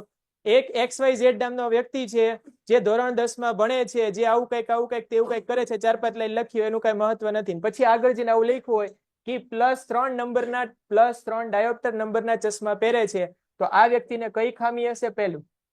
બીજું, અહીંયા આ જે વ્યક્તિ છે એને ખામીનું નિવારણ કેમ થશે? અને આ વ્યક્તિને કઈ કઈ વસ્તુ નહીં દેખાતી હોય, નજીકની નહીં દેખાતી, દૂરની નહીં દેખાતી, બધી વાર્તા કરવાની. બોલો પહેલા તો કઈ ખામી છે? કેમ ખબર પડે? હમણાં જ સમજાયું. પ્લસ એટલે શું થાય? બહિર્ગોળ. બહિર્ગોળ ચશ્મા કોણ પહેરતા હોય? ગુરુદ્રષ્ટિ. તો પરીક્ષામાં પ્રશ્ન હવે આવી રીતે આવે છે. ખબર પડી ગયા? આમાં સીધો આવતો આમ ફેરવી પૂછશે તમે. ચલો, આઈ થિંક આ બધાને ક્લિયર હશે. રેડી? ચલો નેક્સ્ટ પ્રશ્નમાં જઈએ. ઘરેલું વિદ્યુત પરિપથમાં ઓવરલોડિંગ ને નિવારવા માટે કઈ કઈ સાવધાની રાખવી જોઈએ? બોલો કઈ સાવધાની રાખવાની? સૌથી પહેલું, જોડાણ સમાંતરમાં કરવાનું. સૌથી પહેલું શું? આમાંથી કોઈ ઇલેક્ટ્રિકલ એન્જિનિયર બની જાય અને ભૂલથી નવા એન્જિનિયર બન્યા હોય ને આખું જોડાણ શ્રેણીમાં કરી નાખે, બરાબર? જેવી સ્વિચ પાડે અને એસી એમ કે મારે વધારે વિદ્યુત પ્રવાહ ખેંચવો છે, અને ખેંચી લીધો, તો વધારે વિદ્યુત પ્રવાહ ખેંચો એટલે બાકીના સાધનો ઉડી ગયા, એટલે આખું વાયરિંગ બળી ગયું. એટલે બીજા દિવસે પછી આપણી નજીકની એજન્સીમાં પહોંચવાનું. કોઠારી એજન્સી, આખા ઘરના બધા સાધન એક સાથે લઈ આવવાના, બરાબર? આવું ના થાય એટલા માટે ઘરનું જોડાણ શેમાં કરવામાં આવે છે? સમાંતરમાં. લખ્યું છે? બોલો આમાં કે સમાંતર? ના લખ્યું હોય તો પહેલા જ પોઈન્ટમાં શું લખવાનું? આ લખ્યું. જુઓ કયા જોડાણનો ઉપયોગ કરવાનો? સૌથી પહેલો પોઈન્ટ જ આ આવે. ચલો બીજા પોઈન્ટમાં લખવાનું અહીંયા આગળ કે ઘરમાં બે અલગ અલગ પરિપથ વાપરવા જોઈએ. કેવા પરિપથ? એક 5 એમ્પિયર, જેને ઓછી જરૂર છે એને ઓછો પ્રવાહ આપો, અને જેને વધારે જરૂર છે એને પંખો એમ કે 5 એમ્પિયર તો લેતો જતું, બરાબર ને? એસી એમ કે 15 એમ્પિયર તો તું લેતો જા 15 એમ્પિયર. બેને અલગ અલગ આપી દેવાનું, એટલે બે ખુશ, બરાબર? ચલો એની પછી ઓવન માં 15 એમ, બધામાં 15 એટલે 15 ના હોય, તો મેક્સિમમ 15 હોય, બરાબર? કોઈને 13 એમ્પિયર ની જરૂર હોય 13, તો બોલો 5 એમ્પિયર વાળી લાઈન અપાય કે 15 એમ્પિયર વાળી? 15. આવી રીતે હોય. ચલો, વિદ્યુત પ્રવાહનું વહન કરતા વાયર હોય એ યોગ્ય પ્રવાહ રેટિંગ વાળા વાપરવા જોઈએ. 3 જ મુદ્દા આપ્યા છે, વધારે નથી આપ્યા, પાછળ આપ્યા હશે. ચલો, ઓછો પાવર રેટિંગ ધરાવતા વિદ્યુત સાધનો જેવા કે ઇસ્ત્રી, ગીઝર. આ શું લખ્યું છે? વાતાનુકૂલર એટલે શું થાય? હા એસી થાય. શું થાય? એસી વગેરે ને એક જ સમયે ચાલુ. હવે આવું થોડા હોય કે ઉનાળામાં બેઠા હોય, બપોરે 2 થી 4 નો ટાઈમ હોય, તો એસી થોડા ચાલુ ના કરવું જોઈએ ને? તો આ ભલે મુદ્દો અહીંયા આપ્યો છે, કઈ વાંધો નહીં. સમાંતર જોડાણ કરવાનું, એસી ચાલુ કરવાનું કઈ પ્રોબ્લેમ નથી, બરાબર? આપ્યો છે, આપણે લખી નાખવાનું. ચલો આગળ. ઘણા બધા વિદ્યુત સાધનોને એક જ સર્કિટમાં એક સાથે ના વાપરવા જોઈએ. આ બરાબર છે. આ રૂમની કેપેસિટી એવી છે કે આમાં મેક્સિમમ 2 એસી આલી શકે, પણ આપણે એવું ખુશ થઈને 4 એસી નહીં લગાવી દેવાની, બરાબર? કે આપણે ખુશ તો ઉડી જાય બધા એકારે. ચલો એની પછી દર 5-6 વર્ષ પછી જૂના તારની જગ્યાએ ચોક્કસ પ્રવાહ રેટિંગ વાળા અને સારું અવાહક આવરણ વાળા નવા તાર વાપરવા જોઈએ. આ લખ્યું છે, પણ આવું કોઈ કરતા. 5-6 વર્ષે આપણે થોડા દિવાલમાંથી બધા વાયરો બહાર કાઢીએ, એટલે દિવાલ ના તોડવાની, પણ વાયરો બહાર કાઢીને આપણે નવા તો ના લગાવીએ, બરાબર? ચલો એની પછી સારી ગુણવત્તા ધરાવતા, એટલે પહેલેથી જ આ કામ કરવાનું, એટલે 5-6 વર્ષે આવું કરવાની જરૂર ના પડે. પણ 10મા માર્ક્સ લાવવા માટે બધા મુદ્દા લખવાના. ખબર પડી ગઈ હવે? ચલો આગળ. નેક્સ્ટ છેલ્લો પ્રશ્ન. કયું તંત્ર છે આ? હવે જો ભાઈ, નિવસન તંત્રમાં સૌથી નીચે કોણ આવે છે? પહેલું સ્તર. આવું કઈક હોય, આવું કઈક સ્તર હોય, એમાં સૌથી પહેલા આકૃતિ આપી હશે. હા, સૌથી પહેલું કોણ આવે? ઉત્પાદક. સૂર્યપ્રકાશ ના આવે, કોણ આવે? ઉત્પાદકો પાસે ઉર્જા આવે ક્યાંથી? બરાબર, એટલે સૂર્યપ્રકાશ માંથી ઉર્જા ખેંચે. કેટલી ઉર્જા ખેંચે બોલો, કોઈ કહેશો? કેટલીક ઉર્જા છે આમાંથી ખેંચી શકે? ઊંચી આંગળી કરીને જવાબ આપો. આ સૂર્યપ્રકાશ છે એમાંથી કેટલી ઉર્જા છે એ ખેંચી શકે?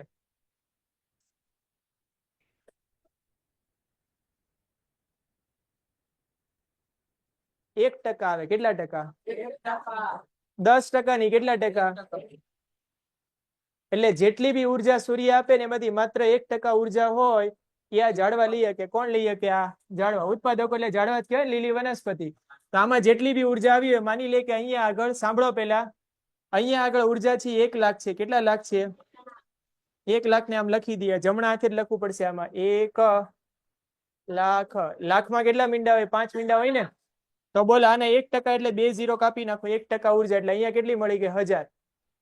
હવે અહીંથી ઉર્જા આગળ જેટલી બી જશે ને એના 10% થશે. હવે કેટલા ટકા? હવે 10%. અહીંયા તે 10%. અહીંયા તે 10%. શરૂઆતમાં કેટલા ટકા? 1%. સૂર્યમાંથી 1% આવે, પછી 10%, 10% અને 10%. તો બોલો અહીંયા 1000 હતા, 10% કાઢો તો અહીંયા કેટલા પહોંચે? 100. અહીંયા તો આપણે કયા સ્તરમાં આવીએ છીએ? બોલો.